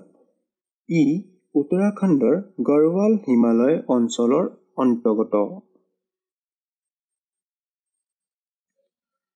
Which of the following glacier is the source of the Ramganga river? তলৰ কোনটো হিমবা ৰামগংগা নদীৰ উৎস? আমাৰ শুদ্ধ উত্তৰটো হ'ব অপশ্যন নম্বৰ বি, নামিক হিমবা। তোমালোকে মনত ৰাখিবা, নামিক হিমবা ভাৰতবৰ্ষৰ উত্তৰাখণ্ড ৰাজ্যৰ পিথোৰাগড় জিলাত অৱস্থিত। ই ৰামগংগাৰ উৎস। Which is the highest dam in India? ভাৰতৰ সৰ্বোচ্চ বান্ধ কোনটো? আমাৰ শুদ্ধ উত্তৰটো হ'ব অপশ্যন নম্বৰ ডি, তেৰি বান্ধ। তোমালোকে মনত ৰাখিবা, ভাৰতৰ সৰ্বোচ্চ বান্ধ তেৰি বান্ধ উত্তৰাখণ্ড ৰাজ্যত অৱস্থিত। ই ভাগীৰথী নদীৰ ওপৰত নিৰ্মিত। ইয়াৰ উচ্চতা হৈছে 260.5 মিটাৰ। লগতে মনত ৰাখিবা, এই তেৰি বান্ধটো পৃথিৱীৰ 13তম সৰ্বোচ্চ বান্ধ। এই পইণ্টটো তোমালোকে মনত ৰাখিবা যে তেৰি বান্ধৰ উচ্চতা হৈ গ'ল 260.5 মিটাৰ আৰু এই তেৰি বান্ধটো পৃথিৱীৰ 13তম সৰ্বোচ্চ বান্ধ আৰু এই বান্ধটো ভাগীৰথী নদীৰ ওপৰত অৱস্থিত। এই পইণ্টকেইটা তোমালোকে মনত ৰাখিবা। Which one of the following pair is correctly matched? তলৰ কোনযোৰ সঠিক মিল আছে? আমি যদি অপশ্যন কেইটা চাওঁ, আমাৰ অপশ্যন কেইটাৰ ভিতৰত আমাৰ শুদ্ধ উত্তৰটো হ'ব অপশ্যন নম্বৰ ডি, উকাই প্ৰকল্প, গুজৰাট। তোমালোকে মনত ৰাখিবা, এই উকাই প্ৰকল্পটো গুজৰাটৰ তাপ্তি নদীৰ ওপৰত নিৰ্মাণ কৰা হৈছে। আমাৰ 101 নম্বৰ প্ৰশ্নটো হৈছে, the Almatti dam is build on which river? Almatti বান্ধ তলৰ কোন নদীৰ ওপৰত অৱস্থিত? আমাৰ শুদ্ধ উত্তৰটো হ'ব অপশ্যন নম্বৰ সি কৃষ্ণা তোমালোকে মনত ৰাখিবা আল্টামাটি ডাম কৃষ্ণা নদীৰ ওপৰত অৱস্থিত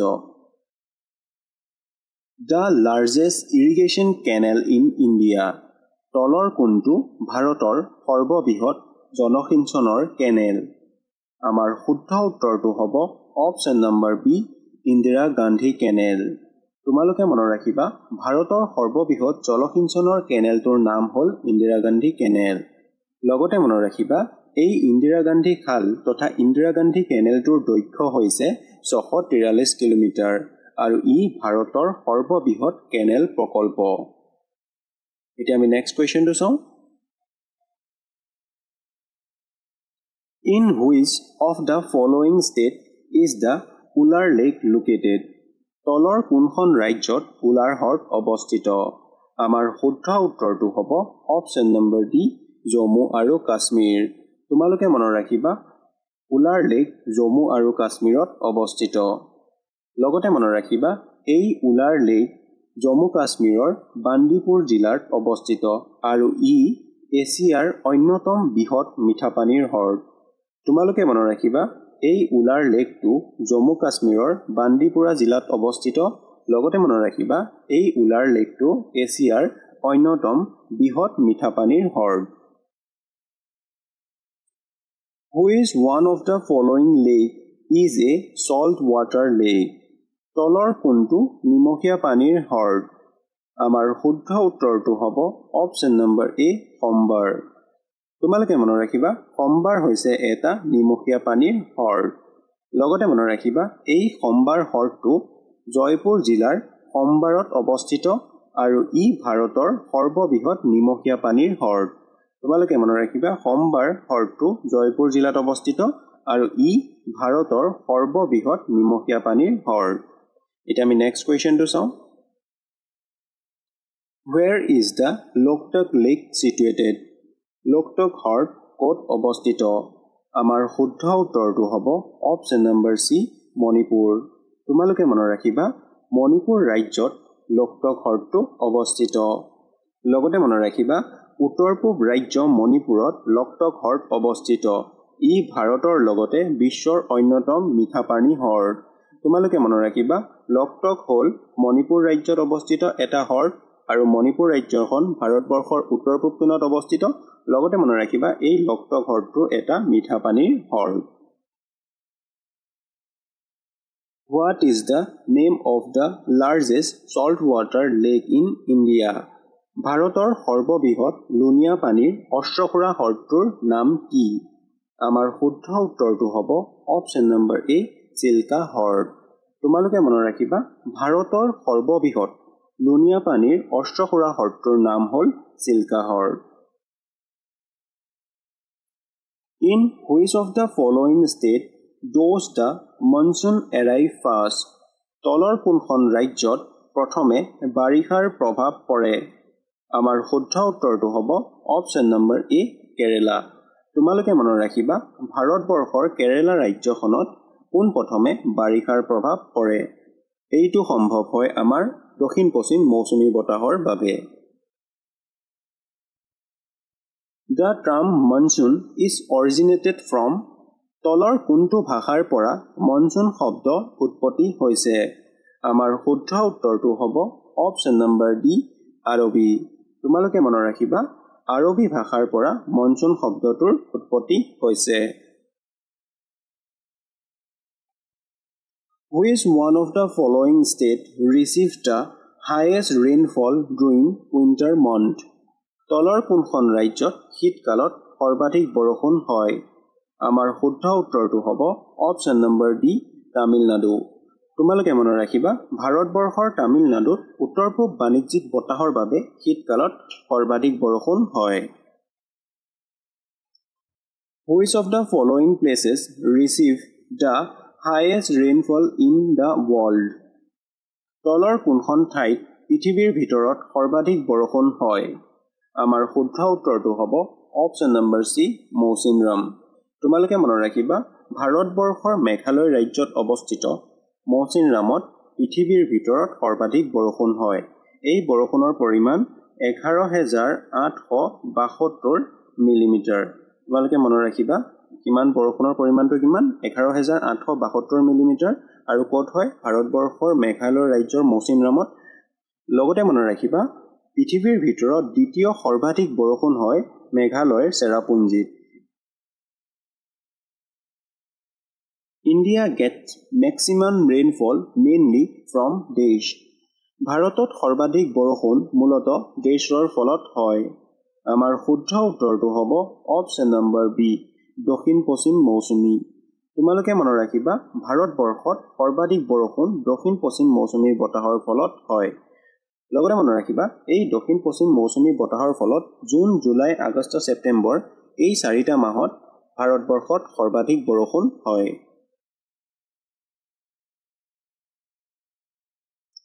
What is the local name of the wind blow in the northern plains during summer? গ্ৰীষ্মকালত উত্তৰ সমভূমি অঞ্চলত বলি থকা বতাহৰ স্থানীয় নাম কি? আমাৰ শুদ্ধ উত্তৰটো হ'ব অপশ্যন নম্বৰ চি লু। তোমালোকে মনত ৰাখিবা গ্ৰীষ্মকালত উত্তৰ সমভূমি অঞ্চলত বলি থকা স্থানীয় বতাহটোৰ নাম হ'ল লু।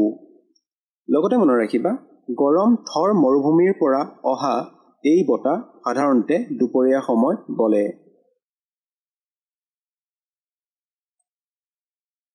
Which of the following regions of rainfall during winter is northwestern part of India? তলৰ কোনটো ভাৰতৰ উত্তৰ পশ্চিম অংশত শীতকালত বৰষুণ হোৱাৰ কাৰণ? আমাৰ শুদ্ধ উত্তৰটো হ'ব অপশ্যন নম্বৰ বি ৱেষ্টাৰ্ণ ডিষ্টাৰবেন্স তথা পশ্চিমীয় বিক্ষেপতা। তোমালোকে মনত ৰাখিবা ৱেষ্টাৰ্ণ ডিষ্টাৰবেন্স তথা পশ্চিমীয়া বিক্ষেপতাৰ ফলত ভাৰতৰ উত্তৰ পশ্চিম অংশত শীতকালত বৰষুণ হয়। Which of the following part of India receive the first monsoon in summer? ভাৰতৰ কোনটো অংশত গ্ৰীষ্মকালৰ প্ৰথম বাৰিষা আৰম্ভ হয়? আমাৰ শুদ্ধ উত্তৰটো হ'ব অপশ্যন নম্বৰ এ পশ্চিম ঘাট। তোমালোকে মনত ৰাখিবা ভাৰতবৰ্ষৰ পশ্চিম ঘাট পৰ্বতমালাত গ্ৰীষ্মকালৰ প্ৰথম বাৰিষা আৰম্ভ হয়। Which forests are also referred to as monsoon forest? কোনবোৰ অৰণ্যক মৌচুমী অভয়াৰণ্য বুলি কোৱা হয়? আমাৰ শুদ্ধ উত্তৰটো হ'ব অপশ্যন নম্বৰ বি গ্ৰীষ্মমণ্ডলীয় পৰ্ণপাতী অৰণ্য। তোমালোকে মনত ৰাখিবা গ্ৰীষ্মমণ্ডলীয় পৰ্ণপাতী অৰণ্যক মৌচুমী অভয়াৰণ্য বুলি কোৱা হয়। Where is Kahana National Park located? কাহানা ৰাষ্ট্ৰীয় উদ্যান ক'ত অৱস্থিত? আমাৰ শুদ্ধ উত্তৰটো হ'ব অপশ্যন নম্বৰ বি মধ্যপ্ৰদেশ। তোমালোকে মনত ৰাখিবা কাহানা ৰাষ্ট্ৰীয় উদ্যান ভাৰতবৰ্ষৰ মধ্যপ্ৰদেশ ৰাজ্যত অৱস্থিত। Where is the Gir National Park located? গিৰ ৰাষ্ট্ৰীয় উদ্যান ক'ত অৱস্থিত? আমাৰ শুদ্ধ উত্তৰটো হ'ব অপশ্যন নম্বৰ ডি গুজৰাট। তোমালোকে মনত ৰাখিবা গিৰ ৰাষ্ট্ৰীয় উদ্যান গুজৰাটত অৱস্থিত। Which of the following region is famous for the Asiatic wild ass? এছিয়াৰ বন্য গাধৰ বাবে তলৰ কোনটো অঞ্চল বিখ্যাত? আমাৰ শুদ্ধ উত্তৰটো হ'ব option number A run of কচ। তোমালোকে মনত ৰাখিবা এছিয়াৰ বন্য গাধৰ বাবে ভাৰতবৰ্ষৰ ৰান অফ কচ অঞ্চলটো বিখ্যাত। লগতে মনত ৰাখিবা ভাৰতীয় বন্য গাধৰ অভয়াৰণ্য গুজৰাটৰ কচ অঞ্চলৰ সৰুবনত অৱস্থিত। In India, which type of forest among the following occupied the largest area? ভাৰতৰ তলত উল্লেখ কৰা কোন প্ৰকাৰৰ অৰণ্যই সৰ্বাধিক বনাঞ্চল সামৰি লৈছে? আমাৰ শুদ্ধ উত্তৰটো হ'ব অপশ্যন নম্বৰ বি গ্ৰীষ্মমণ্ডলীয় আৰ্দ্ৰ পৰ্ণপাতী অৰণ্য। তোমালোকে মনত ৰাখিবা ভাৰতৰ গ্ৰীষ্মমণ্ডলীয় আৰ্দ্ৰ পৰ্ণপাতী অৰণ্যই ভাৰতবৰ্ষৰ 60% বনাঞ্চল সামৰি লৈছে। এইটো তোমালোকে মনত ৰাখিবা যে গ্ৰীষ্মমণ্ডলীয় আৰ্দ্ৰ পৰ্ণপাতী অৰণ্যই ভাৰতবৰ্ষৰ মুঠ বনাঞ্চলৰ 60% সামৰি লৈছে। In which one of the following state cinchona tree not grow? তলৰ কোনখন ৰাজ্যত চিনকোনা গছ নগজে? আমাৰ শুদ্ধ উত্তৰটো হ'ব অপচন নম্বৰ বি ছত্তীশগড়। তোমালোকে মনত ৰাখিবা ভাৰতবৰ্ষৰ ছত্তীশগড় ৰাজ্যত চিনকোনা গছ নগজে। Which one of the following is called flame of the forest? তলৰ কোনটোক অৰণ্যৰ শিখা বুলি কোৱা হয়? আমাৰ শুদ্ধ উত্তৰটো হ'ব অপচন নম্বৰ বি বুটিয়া মনোস্ফ্ৰামা। তোমালোকে মনত ৰাখিবা বুটিয়া মনোস্ফ্ৰামাক অৰণ্যৰ শিখা বুলি কোৱা হয়। লগতে মনত ৰাখিবা বুটিয়া মনোস্ফ্ৰামা মানে অসমীয়াত পলাশ ফুল। যেতিয়া গ্ৰীষ্মকালত এই পলাশ ফুলজোপা ফুলে আৰু এই পলাশ ফুলজোপা সমগ্ৰ হাবিখনৰ একোটা অঞ্চলতে পোৱা যায়, সেইবাবে যেতিয়া এই ফুল ফুলে তেতিয়া সেই অঞ্চলটোৰ ৰঙা দেখা যায়, সেইবাবে পলাশক অৰণ্যৰ শিখা বুলি কোৱা হয়। তোমালোকে মনত ৰাখিবা বুটিয়া মনোস্ফ্ৰামা মানে হ'ল পলাশ ফুল যেতিয়া ফুলে তেতিয়া সেই হাবিখনৰ অঞ্চলটো ৰঙা দেখা যায়, সেইবাবে পলাশক অৰণ্যৰ শিখা বুলি কোৱা হয়। এইটো তোমালোকে মনত ৰাখিবা আৰু পলাশৰ আন এটা নাম হ'ল বুটিয়া মনোস্ফ্ৰামা। Which of the following plants have no flower? তলৰ কোনটো উদ্ভিদৰ ফুল নাই? আমাৰ শুদ্ধ উত্তৰটো হ'ব অপচন নম্বৰ এ ঢেকীয়া। তোমালোকে মনত ৰাখিবা ঢেকীয়াৰ ফুল নাই। Which one of the following pair is correctly matched? তলৰ কোনটো বিকল্প সঠিকভাৱে মিল আছে? আমি যদি অপচন কেইটা চাওঁ তেতিয়া আমি গম পাম আমাৰ শুদ্ধ উত্তৰটো হ'ব অপচন নম্বৰ এ সুন্দৰী পশ্চিম বংগ। তোমালোকে মনত ৰাখিবা সুন্দৰী কাঠ ভাৰতবৰ্ষৰ পশ্চিম বংগত সৰ্বাধিক পৰিমাণে পোৱা যায়। Which state has maximum area of mangrove forest? কোনখন ৰাজ্যত সৰ্বাধিক মেনগ্ৰোভ বনাঞ্চল আছে? আমাৰ শুদ্ধ উত্তৰটো হ'ব option number C Paschim Banga. তোমালোকে মনত ৰাখিবা ভাৰতবৰ্ষৰ পশ্চিম বংগ অঞ্চলত সৰ্বাধিক পৰিমাণে মেনগ্ৰোভ বনাঞ্চল আছে। লগতে মনত ৰাখিবা ভাৰতবৰ্ষৰ পশ্চিম বংগৰ সুন্দৰবন বিশ্বৰ সৰ্ববৃহৎ মেনগ্ৰোভ বনাঞ্চলীয় অঞ্চল। এইটো তোমালোকে মনত ৰাখিবা যিহেতু সুন্দৰবন পৃথিৱীৰ সৰ্ববৃহৎ বদ্বীপ হয়, সেইবাবে এই কুৱেশ্যনটো অকণমান ইম্পৰ্টেণ্ট হৈ পৰিছে। Forest Conservation Act was enacted in which year? বন সংৰক্ষণ আইন কোন চনত প্ৰণয়ন কৰা হৈছিল? আমাৰ শুদ্ধ উত্তৰটো হ'ব অপচন নম্বৰ চি 1980 চনত। তোমালোকে মনত ৰাখিবা বন সংৰক্ষণ আইন 1980 চনৰ 25 অক্টোবৰ তাৰিখে প্ৰণয়ন কৰা হৈছিল। The famous Pisavaram mangrove forest is located in which Indian state? বিখ্যাত পিছাভাৰাম মেনগ্ৰোভ বনাঞ্চল কোনখন ভাৰতীয় ৰাজ্যত অৱস্থিত? আমাৰ শুদ্ধ উত্তৰটো হ'ব অপচন নম্বৰ ডি তামিলনাডু। তোমালোকে মনত ৰাখিবা দক্ষিণ ভাৰতীয় ৰাজ্য তামিলনাডুত বিখ্যাত পিছাভাৰাম মেনগ্ৰোভ বনাঞ্চল অৱস্থিত। The concept of Chipko movement originally come from দেশ। চিপকো আন্দোলনৰ ধাৰণাটো মূলতঃ দেশৰ পৰা আহিছিল। আমাৰ শুদ্ধ উত্তৰটো হ'ব অপচন নম্বৰ এ ৰাজস্থান। তোমালোকে মনত ৰাখিবা চিপকো আন্দোলনৰ মূল ধাৰণাটো ৰাজস্থানৰ পৰা আহিছিল। লগতে মনত ৰাখিবা এই ৰাজস্থানৰ বিষ্ণু সম্প্ৰদায়ৰ লোকসকলে চিপকো আন্দোলন আৰম্ভ কৰিছিল। এই কুৱেশ্যনটো এটা ইম্পৰ্টেণ্ট কুৱেশ্যন হয়। তোমালোকে মনত ৰাখিবা যে চিপকো আন্দোলনৰ ধাৰণাটো ৰাজস্থানৰ পৰা উৎপত্তি হৈছিল আৰু লগতে বিষ্ণু সম্প্ৰদায়ৰ লোকসকলে এই চিপকো আন্দোলনটো আৰম্ভ কৰিছিল। এই বিষ্ণু সম্প্ৰদায়ৰ লোকসকলৰ কথাটো ইয়াত আহিয়ে থাকে। নেক্সট কুৱেশ্যনটো চাওঁ এতিয়া। Which state is called sugar bowl of India? কোনখন ৰাজ্যক ভাৰতৰ সুগাৰ বাউল বুলি কোৱা হয়? আমাৰ শুদ্ধ উত্তৰটো হ'ব অপচন নম্বৰ এ উত্তৰ প্ৰদেশ। তোমালোকে মনত ৰাখিবা ভাৰতবৰ্ষৰ উত্তৰ প্ৰদেশক সুগাৰ বাউল বুলি কোৱা হয়। Which Indian state is called the Spicy Garden?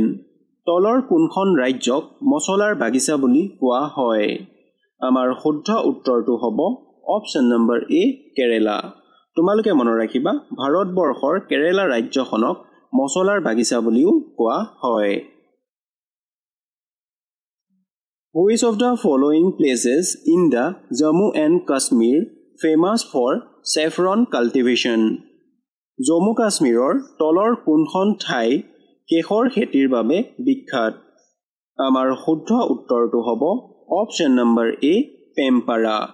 তোমালোকে মনত ৰাখিবা পেমপাৰা হ'ল জম্মু কাশ্মীৰৰ কেশৰ খেতিৰ বাবে বিখ্যাত ঠাই।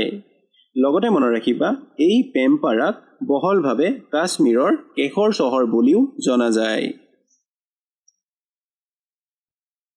Who announced the launch of Rashtriya Kishan Vikas Yojana? ৰাষ্ট্ৰীয় কৃষি বিকাশ যোজনাৰ শুভাৰম্ভণিৰ ঘোষণা কোনে কৰিছিল? আমাৰ শুদ্ধ উত্তৰটো হ'ব option number B doctor Manmohan Singh.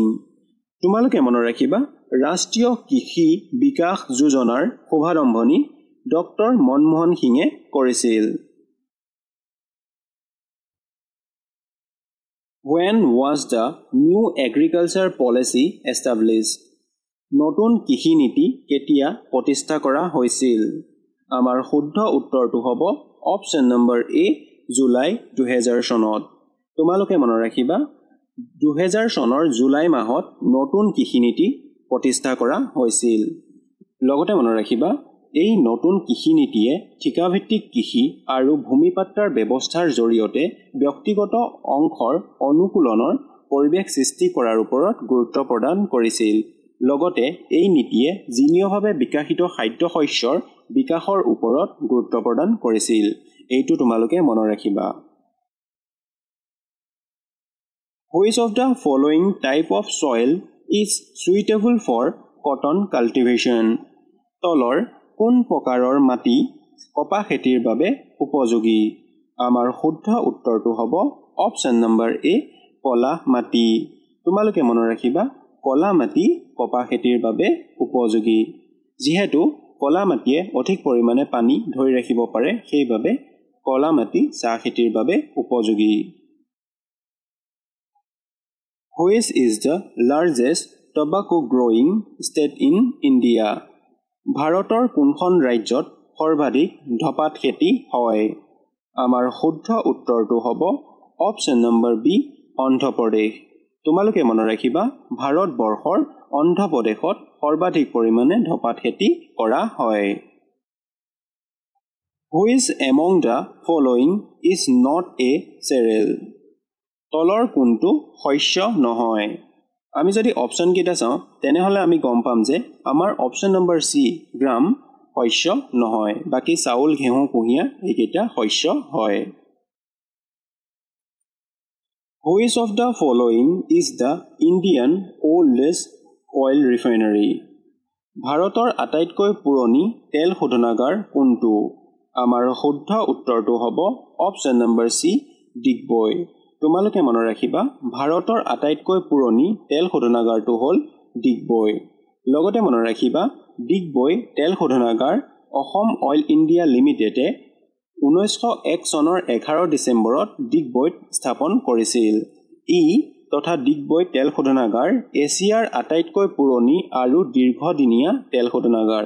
এইটো এটা বহুত ইম্পৰ্টেণ্ট কুৱেশ্যন হয়। তোমালোকে মনত ৰাখিবা ডিগবৈ তেল শোধনাগাৰটো ভাৰতবৰ্ষৰ নহয় তথা এছিয়াৰ ভিতৰত আটাইতকৈ পুৰণি তেল শোধনাগাৰ আৰু সেই তেল শোধনাগাৰটো বৰ্তমানলৈ চলি আছে। আৰু লগতে মনত ৰাখিবা এই ডিগবৈ তেল শোধনাগাৰটো স্থাপন কৰিছিল 1901 চনৰ 11 ডিচেম্বৰত আৰু কোম্পানীটো তথা সংস্থাটোৰ নাম হ'ল অসম অইল ইণ্ডিয়া লিমিটেড। এইকেইটা তোমালোকে মনত ৰাখিবা। Which among the following pair of seaport and state is not correctly matched?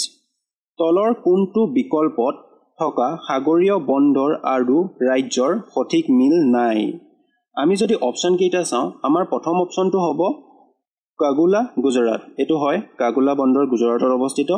Paradip Orissa এটো হয় পাৰাদ্বীপ বন্দৰ উৰিষ্যাত অৱস্থিত তাপা হল কুইলন কেৰেলা এটো শুদ্ধ উত্তৰ হয় কাৰণ কুইলন পোৰ্টটো কেৰেলাত অৱস্থিত আনহাতে কিনাডা যোনটো পোৰ্ট হয় সেইটো মহাৰাষ্ট্ৰত অৱস্থিত নহয় কিনাডা পোৰ্টটো অন্ধ্ৰপ্ৰদেশত অৱস্থিত সেইভাবে আমাৰ এই প্ৰশ্নটোৰ শুদ্ধ উত্তৰটো হ'ব অপচন নম্বৰ এ কিনাডা মহাৰাষ্ট্ৰ তোমালোকে এনেদৰে আমাৰ ভাৰতবৰ্ষৰ সাগৰীয় বন্দৰ বিমান বন্দৰসমূহ কোনখন ৰাজ্যত কোনটো আছে সেইটোসমূহ তোমালোকে ভালদৰে মনত ৰাখি ল'বা যেহেতু কম্পিটিটিভ এক্সামসমূহত এনেকুৱা ধৰণৰ কোৱেশ্চনসমূহ অহা দেখা যায় এটা আমি নেক্সট কোৱেশ্চনটো চাওঁ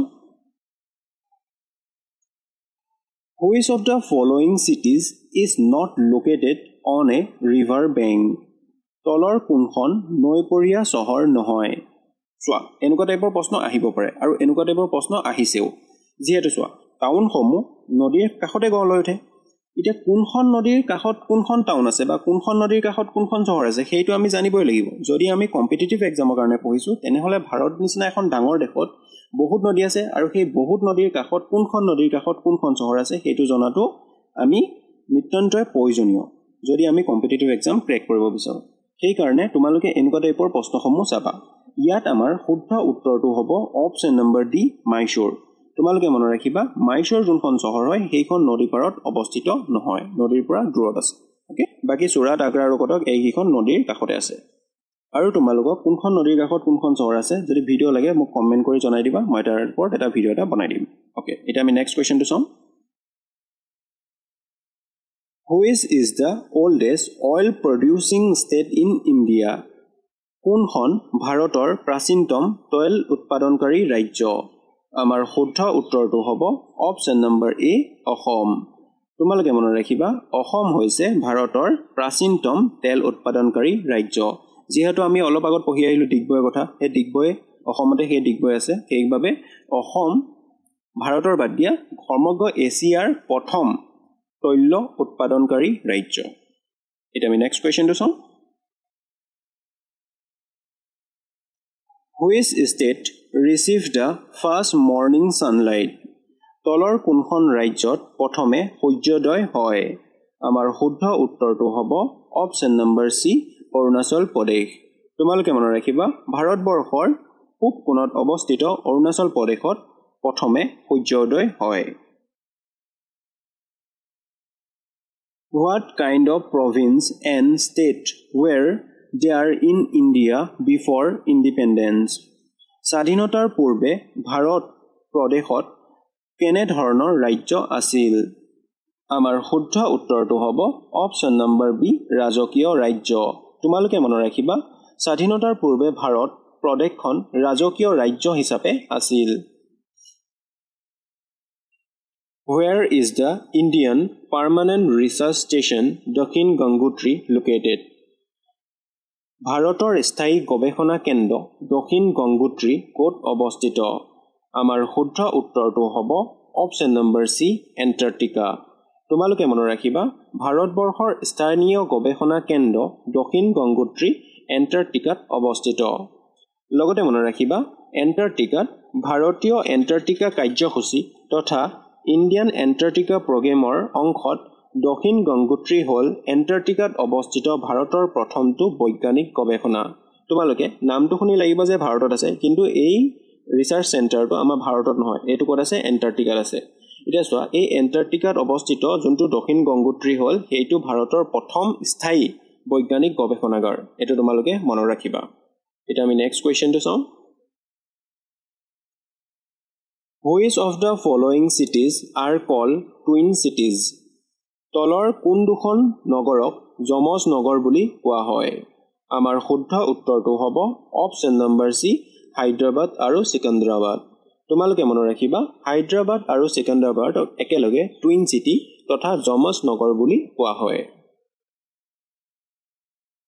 When molten rock come out the surface of earth is known as যেতিয়া গলিত শিল পৃথিৱীৰ পৃষ্ঠৰ পৰা ওলাই আহে তেতিয়া ইয়াক কি বুলি জনা যায় আমাৰ শুদ্ধ উত্তৰটো হ'ব অপচন নম্বৰ এ লাভা তোমালোকে মনত ৰাখিবা যেতিয়া গলিত শিল পৃথিৱীৰ পৃষ্ঠৰ পৰা ওলাই আহে তেতিয়া ইয়াক লাভা বুলি জনা যায় লগতে মনত ৰাখিবা বৈজ্ঞানিকসকলে মাটিৰ তলত গলি থকা শিলৰ বাবে মেগমা আৰু পৃথিৱীৰ পৃষ্ঠৰ বাহিৰলৈ বৈ অহা গলিত শিলৰ বাবে লাভা শব্দ ব্যৱহাৰ কৰে। এতিয়া তোমালোকে মেগমা আৰু লাভাৰ মাজত কনফিউজ নহবা। মেগমা হৈ গ'ল মাটিৰ তলত থকা গলিত শিল, আনহাতে লাভা হ'ল পৃষ্ঠভাগলৈ বৈ অহা গলিত শিল। Which one among the following is a primary rock?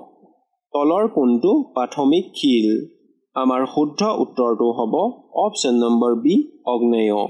তোমালোকে মনত ৰাখিবা অগ্নেয় শিল হৈছে প্ৰাথমিক শিল। Coal and petroleum found in this type of rock. কয়লা আৰু পেট্ৰলিয়াম ডেছ প্ৰকাৰ শিলত পোৱা যায়।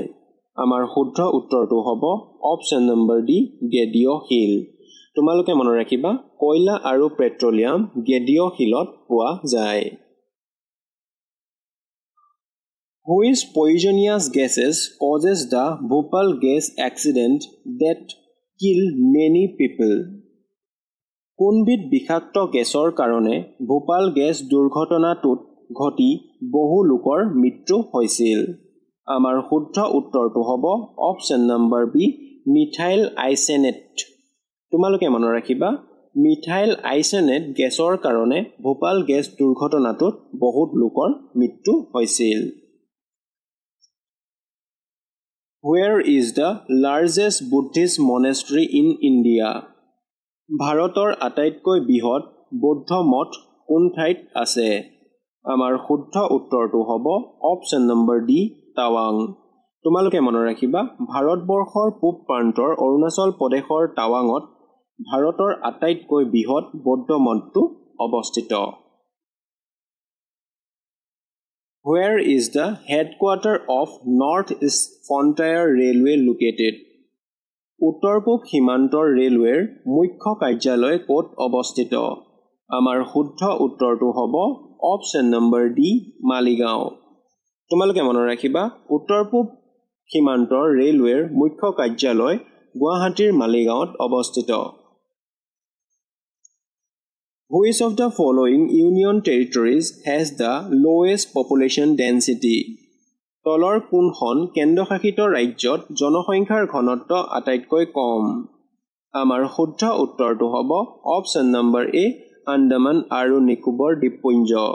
তোমালোকে মনত ৰাখিবা ভাৰতবৰ্ষৰ বংগোপসাগৰত অৱস্থিত আন্দামান আৰু নিকোবৰ দ্বীপপুঞ্জ কেন্দ্ৰশাসিত অঞ্চলত জনসংখ্যাৰ ঘনত্ব আটাইতকৈ কম। আজিৰ ভিডিঅ'টোত ইমানেই। যদি ভিডিঅ'টো চাই ভাল পালা তেনেহ'লে ভিডিঅ'টোক এটা লাইক কৰিব নাপাহৰিবা আৰু এনেধৰণৰ ইনফৰ্মেটিভ ভিডিঅ' পাই থাকিবলৈ আমাৰ ইউটিউব চেনেলটোক ছাবস্ক্ৰাইব কৰিব নাপাহৰিবা। আকৌ লগ পাম অন্য এটা ভিডিঅ'ত। জয় আই অসম।